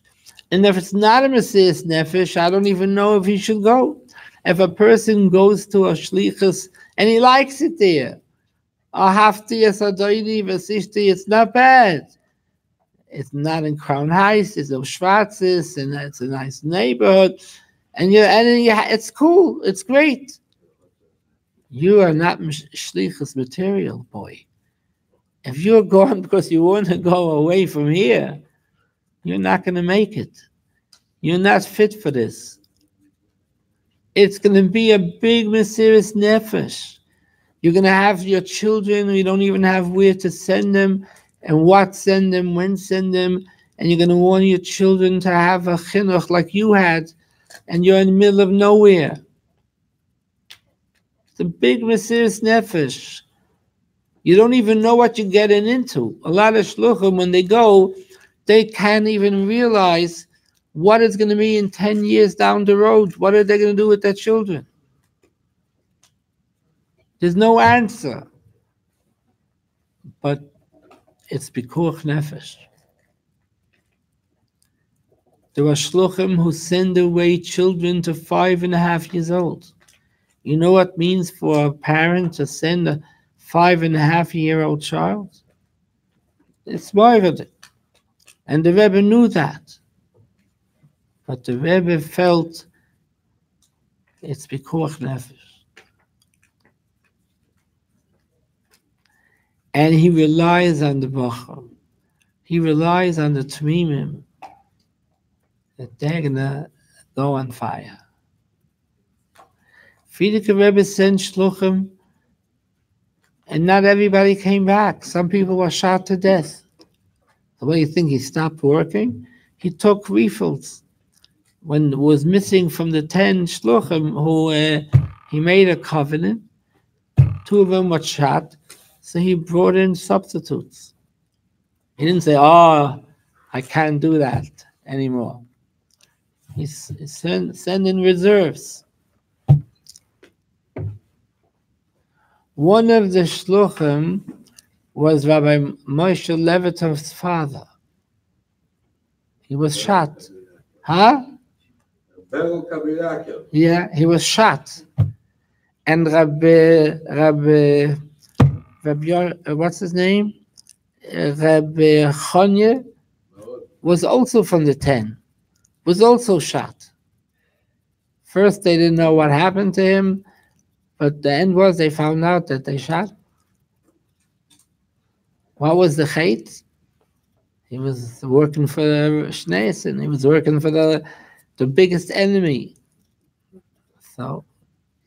So the Frierdiker Rebbe brought in other reserves. If they'll be shot, he'll take other guys. He's not stopping. And the Rebbe said that it was a bigger mysterious nefesh for the Rebbe than for the Chassid.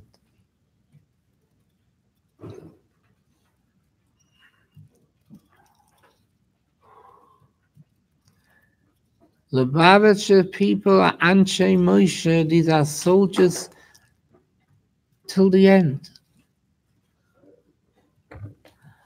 Kol HaYotzel Mechemes Beis David, Koiris get Krisis the Ishtoi, he had to give up everything.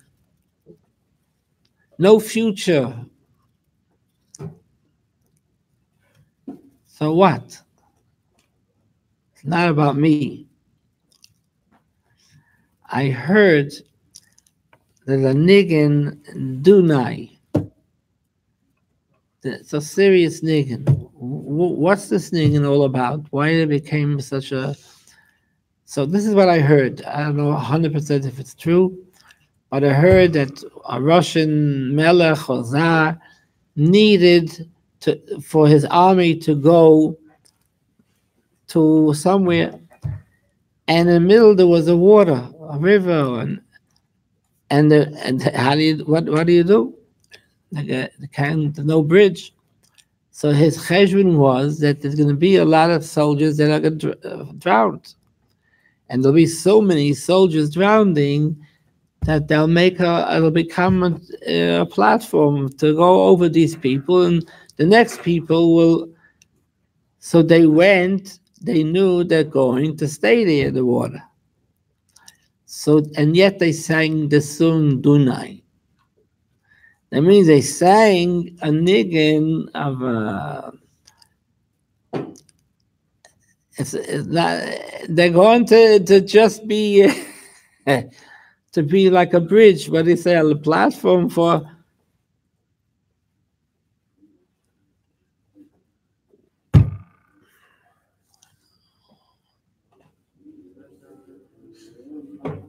ay ay ay ay ay ay ay ay ay ay ay ay ay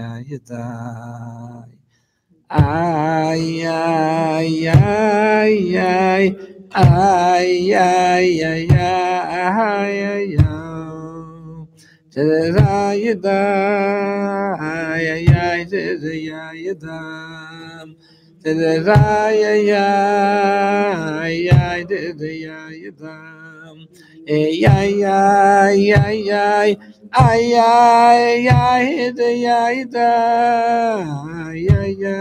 ay ay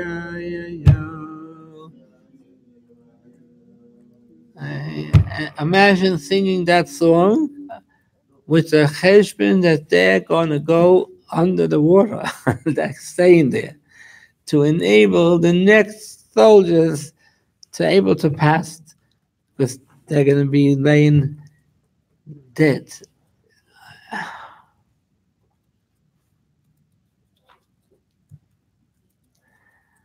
A chassid doesn't think about himself, he thinks about the Eibishter.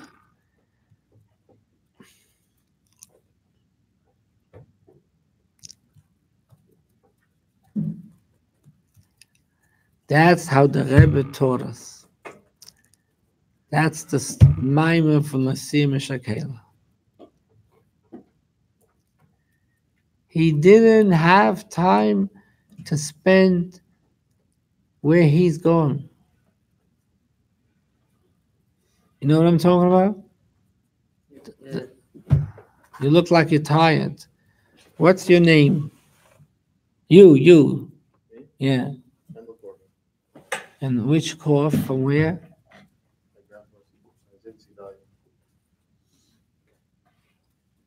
I have a very Chassidish grandfather, and I had the privilege, when I was a young bacher, my father wanted me to have private chinuch from Chassidish Yidden.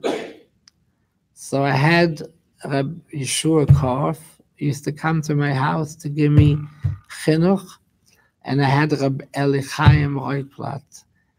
These were the two people who are on a different planet.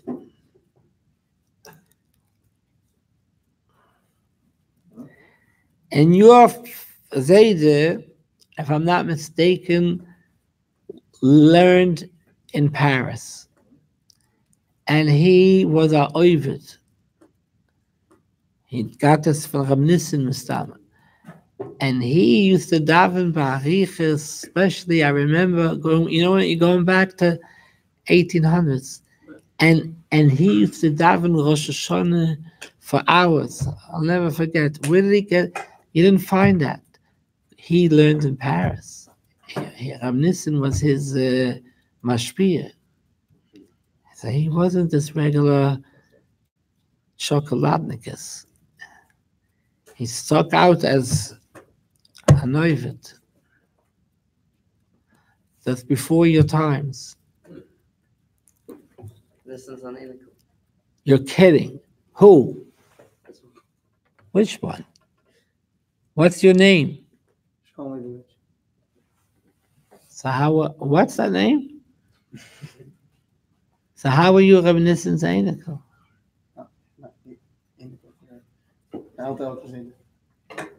You know what you had for an El Tazeda? Every move that he did was with Avodah. Every move, his Shalom Aleichem, his Shahakal Nebedvara, his benching. You should see what was going on, how he benched. He used to get red and blue and green.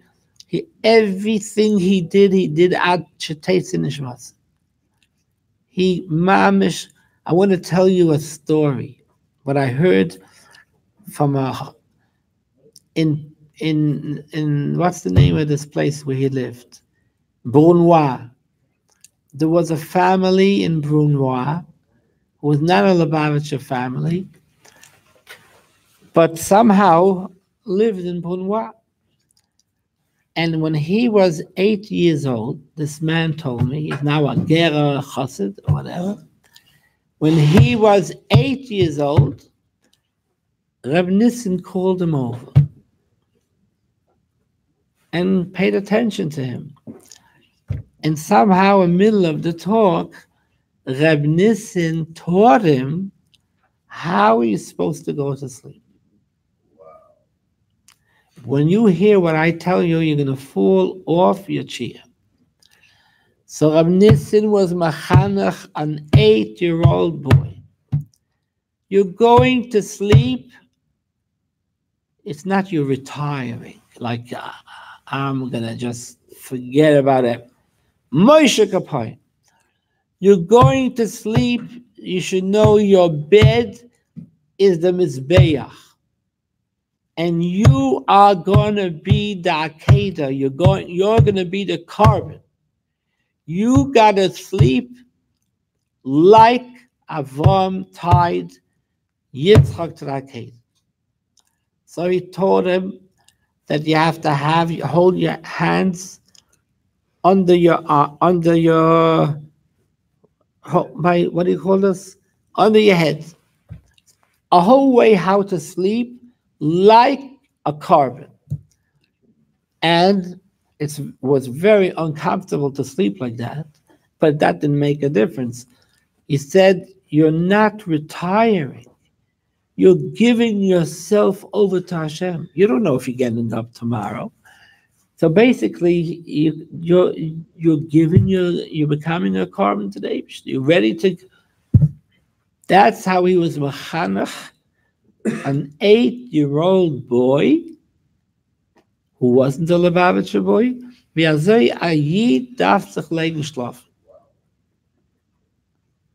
And that Yid told me that Rebbe Nosson all his life used to sleep like that. Even in the last few Chodoshim, who had tremendous Yisurim, Pashat from whatever he was not well with, he always, as hard as it was even to lift up his head, that's how he slept. He slept like an Eved, he's an Akedah. He's a carbon to the Eibishter. Even his sleeping was like a Eved. You don't even know what this means. He used to get up maybe 2, 3 o'clock in the middle of the night. He would say by heart the whole Tillim, then say by heart the whole Tanya. Every night. And then he first got ready to daven. Till you understand, by davening started by him already from the middle of the night. And I'll tell you another thing that I remember. I used to follow him every time he came to New York. I used to follow him to be by every Farbrengen to hear from him, because there was no such person around. A person who was mamish a evet, like a Kabbalah soil with. So I remember I was a little boy who was Rosh Hashanah, and by the Rebbe Tekiyas, this pushing, and you don't know. After the whole davening, Rabbi Nosson went to the total Ma'ariv wall. The Rebbe used to daven Mizrach.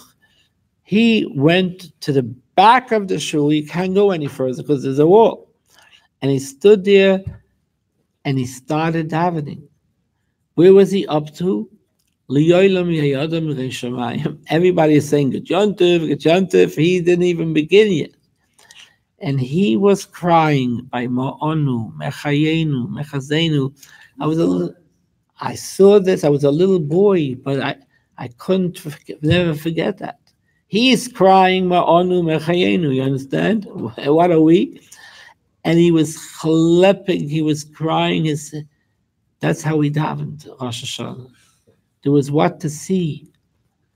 Every move that he made was with strain. Yigiyah. Nothing he did easy. Shalom Aleichem. You know how he said Shalom Aleichem? His whole body shook. Shalom Aleichem. Everything was total.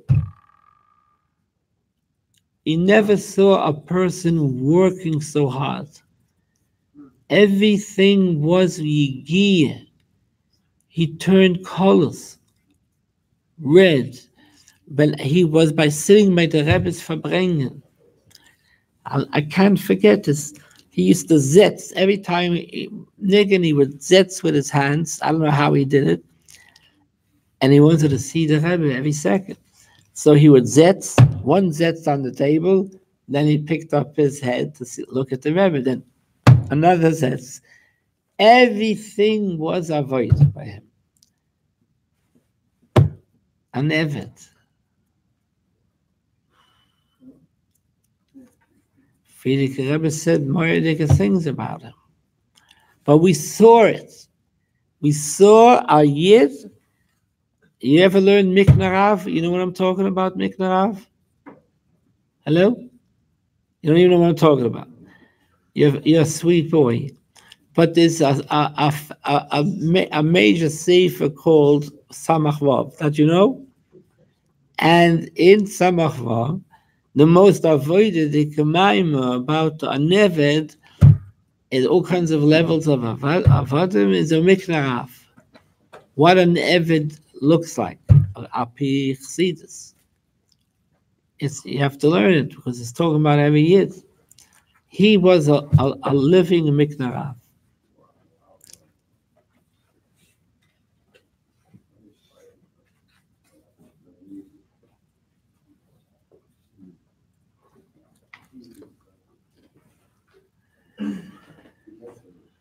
Again, you look like you had it. I remember once Rabbi Nosson was Farbrengen in 770, and he said, "Mekendach neben from the vent, just from the walls of this holy place." And I heard from my father-in-law. My father-in-law was Rabbi Hendel.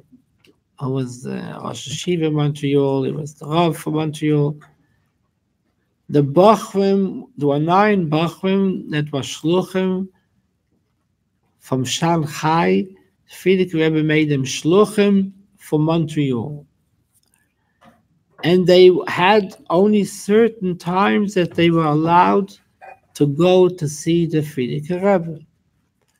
So they must have gotten permission to go for Shavuos to the Friedrich Rebbe. It was a whole trip with a train to go to another country. They came to this Shavuos, and it was after the Friedrich Rebbe had a heart attack. So I don't know what, they couldn't see the Friedrich Rebbe. Imagine they had such a thirst to see the Rebbe, and they were not allowed to even go in, because not to strain the Frierdiker Rebbe. And who knows when they're going to go in again? It could take another year. Before they left, they must have write something to the Rebbe that they weren't even zoiche to see the Rebbe. So the Rebbe said, Frierdiker Rebbe, if there is showing sight, it's already, the time came that you could take just from the walls alone. From the vent alone, to be in the place where the Frierdiker Rebbe lived, or davened, or Farbrengen, just to be in that walls is enough to take. So he was sort of saying they shouldn't feel bad that they couldn't, but the walls they had.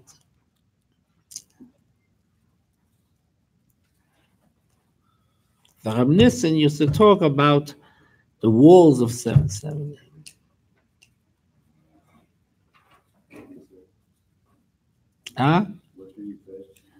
That you could take from the walls. It's such a holy place. The Rebbe called the Frierdiker Rebbe's room the Kodesh HaKadosh. And what? There's a story from the Baal Shem Tov, a very powerful story. The Baal Shem Tov had a Talmud who very much wanted to go to Eretz Yisrael, to move for Ruchnis, it's a higher, holier place. Whenever he went in to the Baal Shem Tov to get a bracha for his trip, he never got an answer. So one Friday, he decided he's not going to leave the Baal Shem Tov till he gets a bracha. So, kachave, he stayed, and he got a bracha, to have a tzlachadika trip. And he left Baal Shem Tov. It was Friday afternoon, and he was a Baal Madrega. So he went to the mikveh, and under the water, while he was under the water, he saw a vision. He saw that he's already in Eretz Yisrael. And he's asking around, does anybody know where is Yerushalayim? And then they showed him, and then he's already in Yerushalayim. Anybody know how do you get to the Beis Hamikdash? And they show him directions how to get here. He's in the Beis Hamikdash. Can anybody help me? Where is the Kodesh HaKadosh? He finally goes into the Kodesh HaKadosh, and there's no Aron. So he asks the Kohanim or whatever, this is still in his, while he's still in the mikveh, they tell him, the Aron is in Meshmesh. When the Baal Shem Tov lived, the city was Meshmesh, and the Aron is the Baal Shem Tov. The Lochais. What did he see? He saw that he thinks the holiest place is Eretz Yisrael or Yerushalayim, in time of Golos, wherever the Rebbe is, that's the Kodesh HaKadoshim, and the Rebbe is the Aron. So we have to know the Aron is here.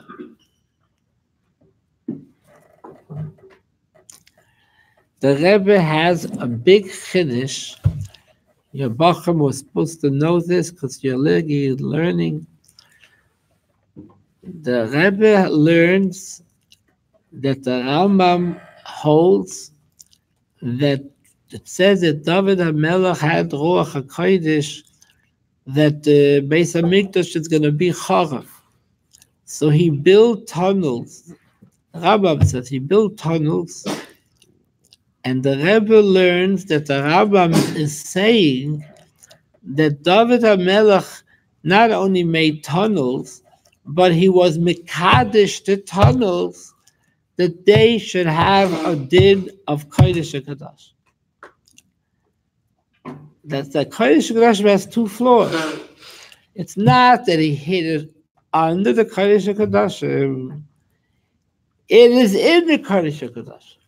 Because he sanctified that basement, that should have a din of a Kodesh HaKadosh.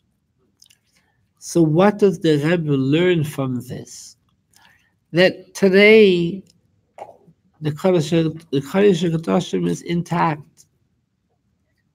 And the Aron is there. So we have now a Beis HaMikdash, and the Aron is in the Beis HaMikdash. It's mind-boggling. No one learns like that, the Rambam, but the Rebbe learns like that's what the Rambam is saying. So there's a more they could think that the essence of the Beis HaMikdash is still here. So it's not that it's underneath the holy place. That place became Kodesh HaKadosh. So it's still in Kodesh HaKadosh.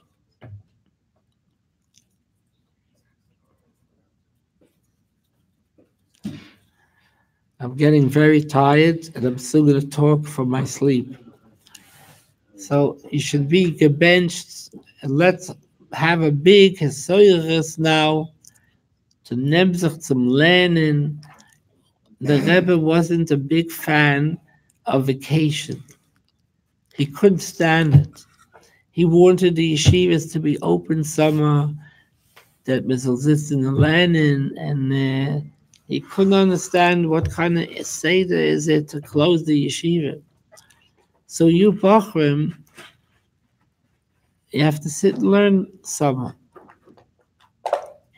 It's the most precious time to sit and learn.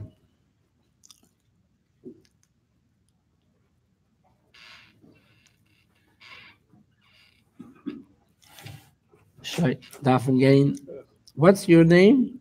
My name is Yena Grossman. Where are you from? My family lives here. No relationship to the not Grossbaum, but Grossman. No. I live 4 hours from Grossbaum. Ah.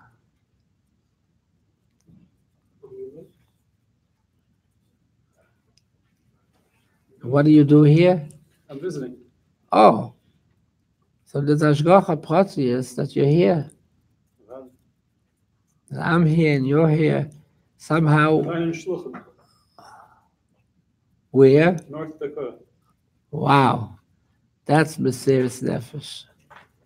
Sounds like Buffalo or something. No man's land, huh? Yeah. And Shabbos you have a minyan? When Shabbos falls in Rosh Hashanah, Yom Kippur have a minyan. And why then do you have how do you have the minyan Rosh Hashanah Yom Kippur? We have a minyan of Farbrengen that come through over the course of Rosh Hashanah, of that call at the same time.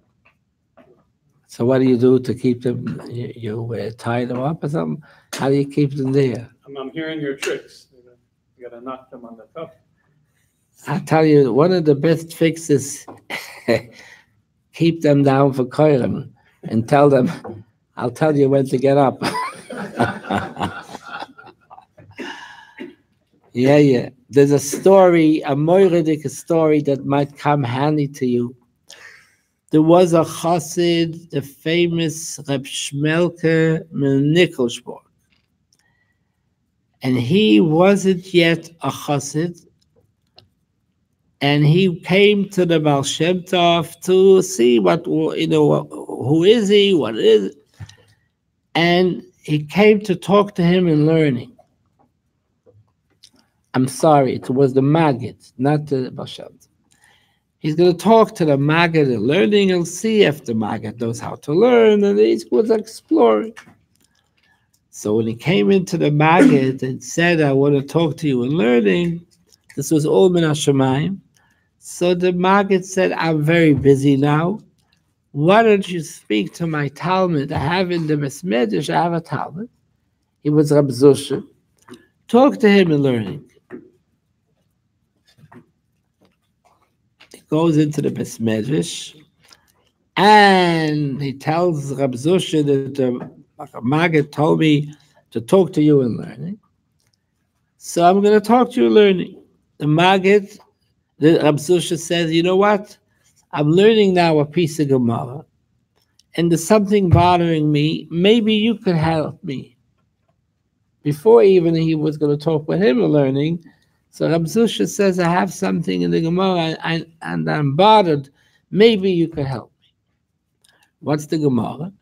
The Gemara says, the Gemara questions, if you have 9 Yidden and you have an Aron Kodesh, can the Aron Kodesh be like a person?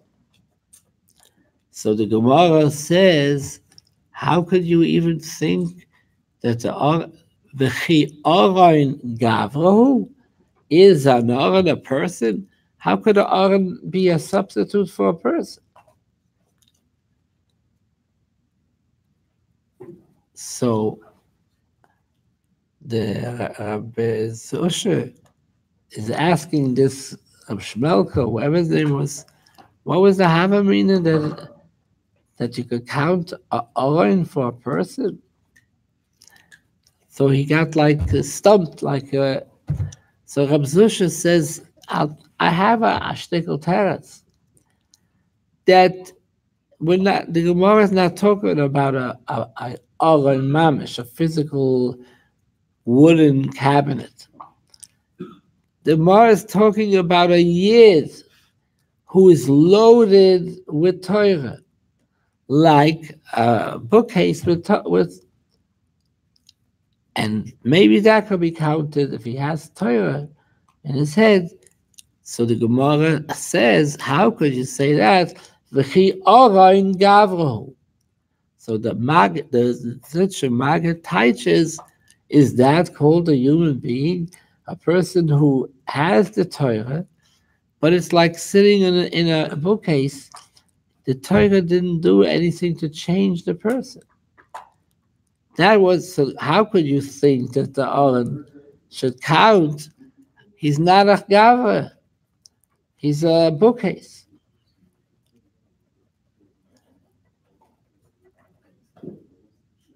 So what was this answer? The Rabbi Zusha was getting the answer from this other tzaddik that if you learn Torah, but the Torah doesn't teach you anything, then you're just like a bookcase. You have Torah in you, but you're still a cabinet. So that turned him on to become a chassid. He realized this was all Ruach HaKodesh, to go to Rabbi Zusha, go to this one. So this is a beautiful story. V'chi Aron Gavrahu.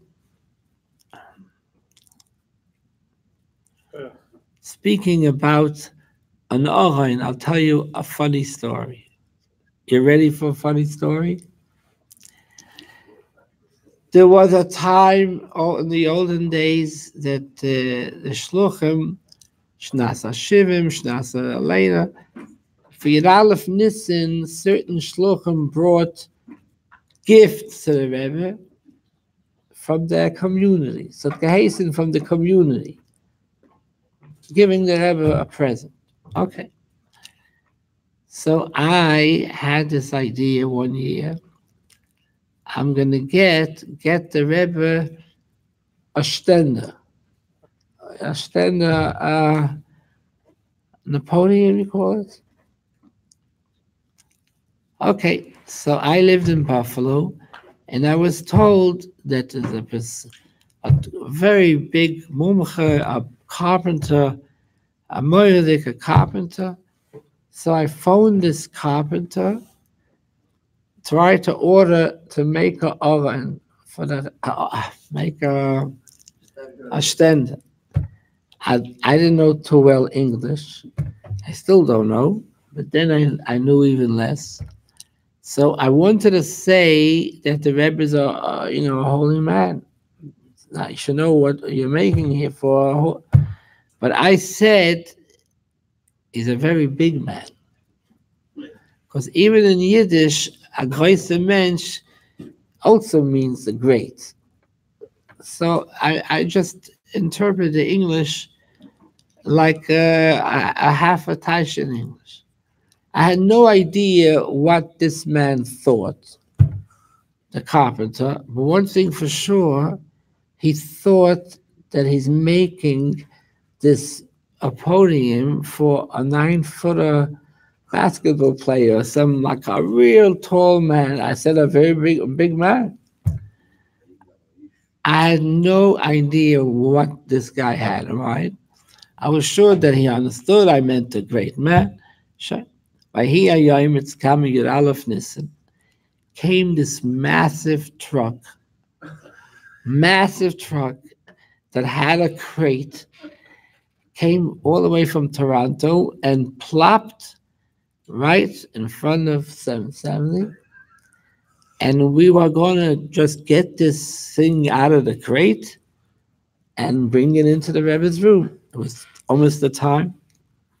He opens the crate, and out comes this massive stender. First of all, it was heavy like anything, and it was tall. The Rebbe would have to go on a ladder or something. So I figured, how did this happen? And he came up with such a... Anyway, the kid says he understood. I told him a big man. Instead of saying a great man, I said, say a großer Mensch, in English, a very big man. He understood. Anyways, so there's no time to send this back. Another 10 minutes, the Rebbe is opening this room. I have no choice. I got to bring this in. So we needed at least 6 bachrim, or I don't know, 10 bachrim to carry this concoction into the Rebbe. It was tall and heavy, like massive. Walk with the stender to the Rebbe, and the Rebbe makes such a smile. It was worth it. He says to me, and what am I supposed to do with this? Like, in other words, what in the world? So I had to say, this is for the Rebbe Stender. So the Rebbe told a story. It was worth it. It was a bracha. He told a famous story that the Alter Rebbe and the Mittler Rebbe met after Rosh Hashanah. And the Alter Rebbe asked the Mittler Rebbe, with what did you daven Rosh Hashanah? Meaning, what were you thinking about?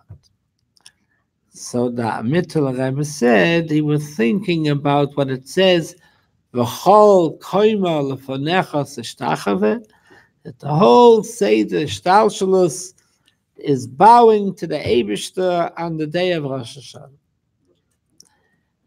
Then the Mittler Rebbe says to the Alter Rebbe, and what did you daven? What were you thinking by davening? So the Alter Rebbe said, Ich hab gedavent mit der Stender. I davened with the Stender. What does that mean? So I think the Alter Rebbe was explaining that this Stender, this Dover Gashmi, is Mitziyusay Matzmusay, and it comes from the Eibishter alone. It says in Tanya that the Yesh HaNivre is a resembling of the Eibishter himself. So the Alter Rebbe said that he davened with the Stender, meaning that the Gashmi Stika Stender comes from the Atzmus. So the Rebbe said, Zol Mekuyim Ven, that I should daven with the Stender, with the same. So it was worth it for that, to get such a bracha. But this comes from miscommunication, that the guy understood that the Rebbe is some giant. You understand? How should he think different? A great man or a big man? Isn't that a cute story? Well, I'm not making this up. I have a lot of stories that were funny stories. What did they do with the Stender? It was hanging out there in the Rebbe's library, Mr.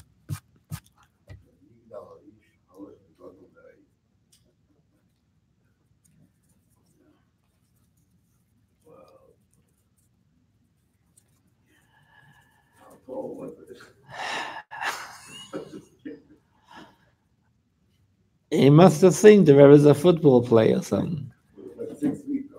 More. 6 hours, a midget for this.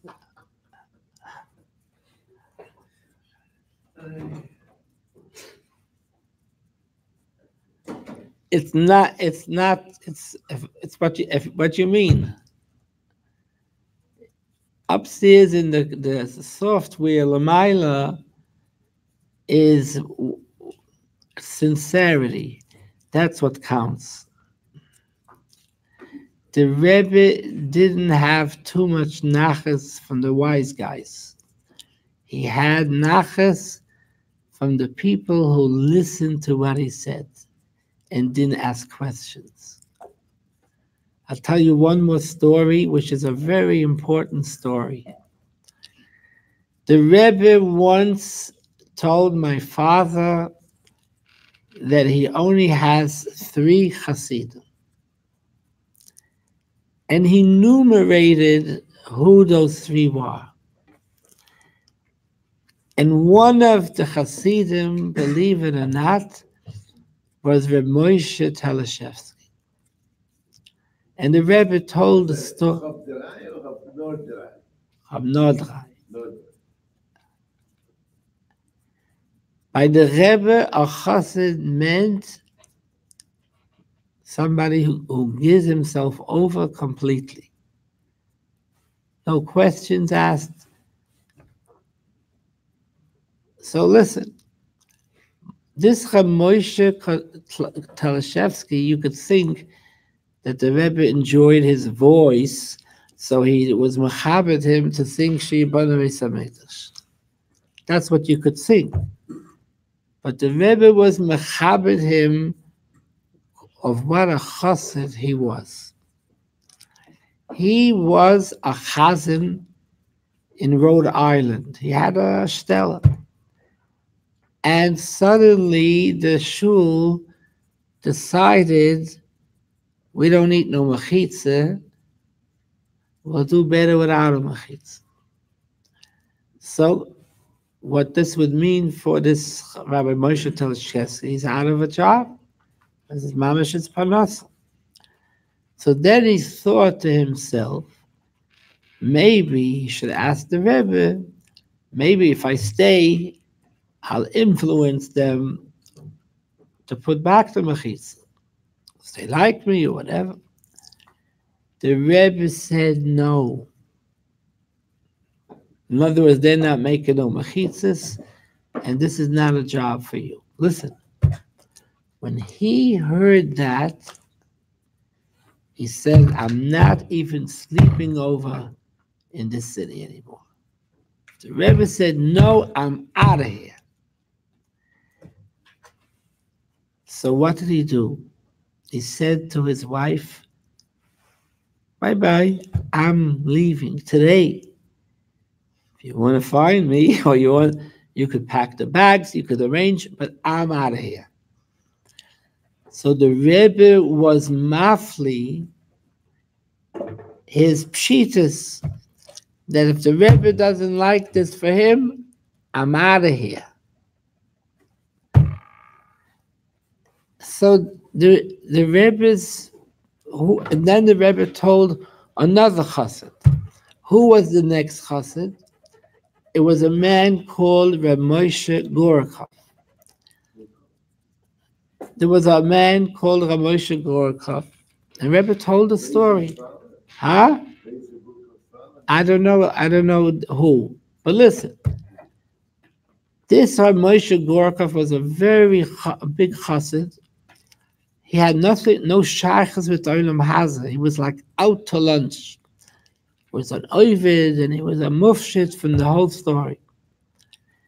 The Rebbe once Shabbos after Pesach, you learn Pekah Avos.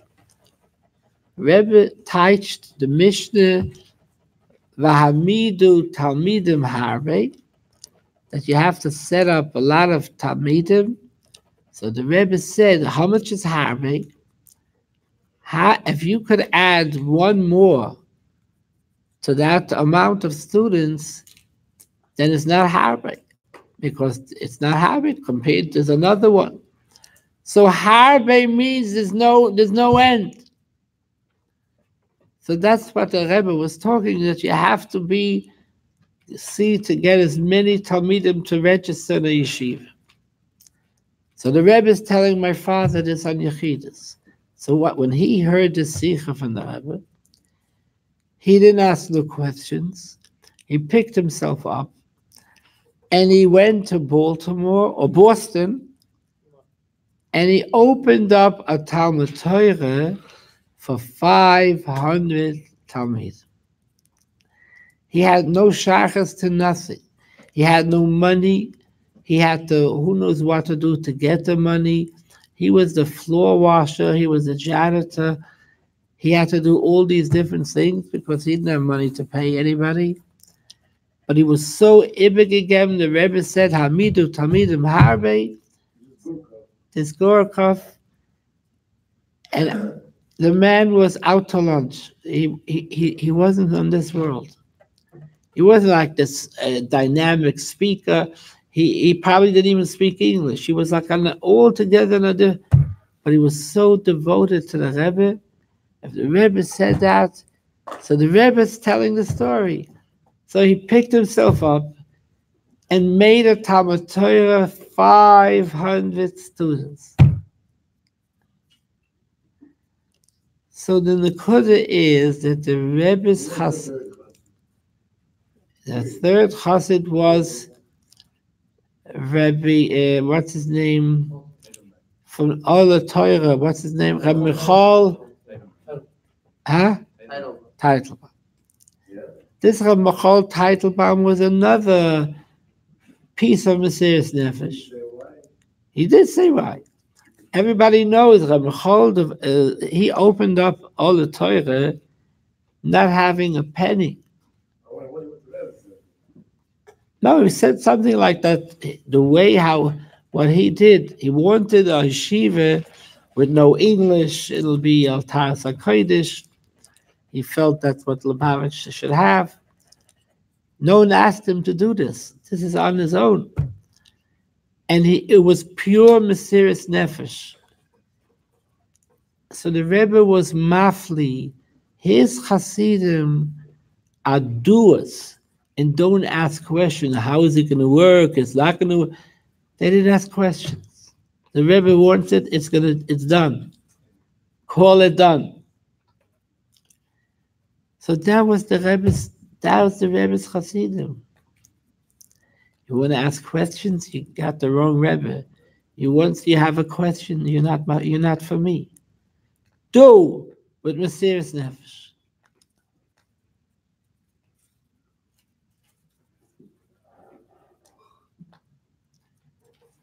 Once you ask a question, I told you before, I don't know if I remember if I told you the story, the first shliach that the Rebbe wanted to send, so I did tell the story. Rabbi Chalakov called him, and he said he's going to go talk to his wife. Going to talk to his wife, it was goodbye, Charlie.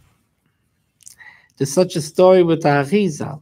The Arizal once Erev Shabbos, the Arizal told his Talmidim they have to go to Yerushalayim to be Mekabel Shabbos there, and it was late before Shabbos, and from Tzfas, not exactly around the corner, to go to Yerushalayim.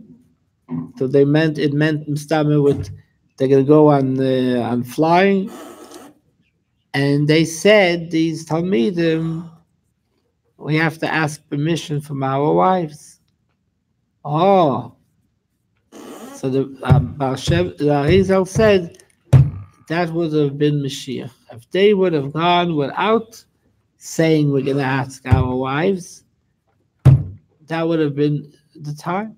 Mashiach spoke about that. No, he said why because they asked their wives. The Rebbe said. Yeah. The story was that they said we have to ask the wives. What did Rebbe say? Yeah, That what?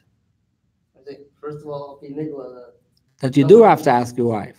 no, that they should have even Nigla trusted in someone like the Arizal. someone like the Arizal who knows what he's talking about, and for sure, whatever. That's what I want.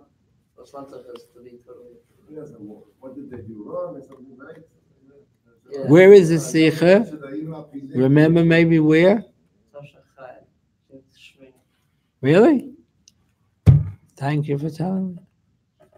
So it was a maskana, was that even up in Nigla, they should have trusted the Pasha? I mean, the Ariya Kodesh, there was the... Yeah. The Rebbe's people don't ask questions, just do. You want to go al Piseichel?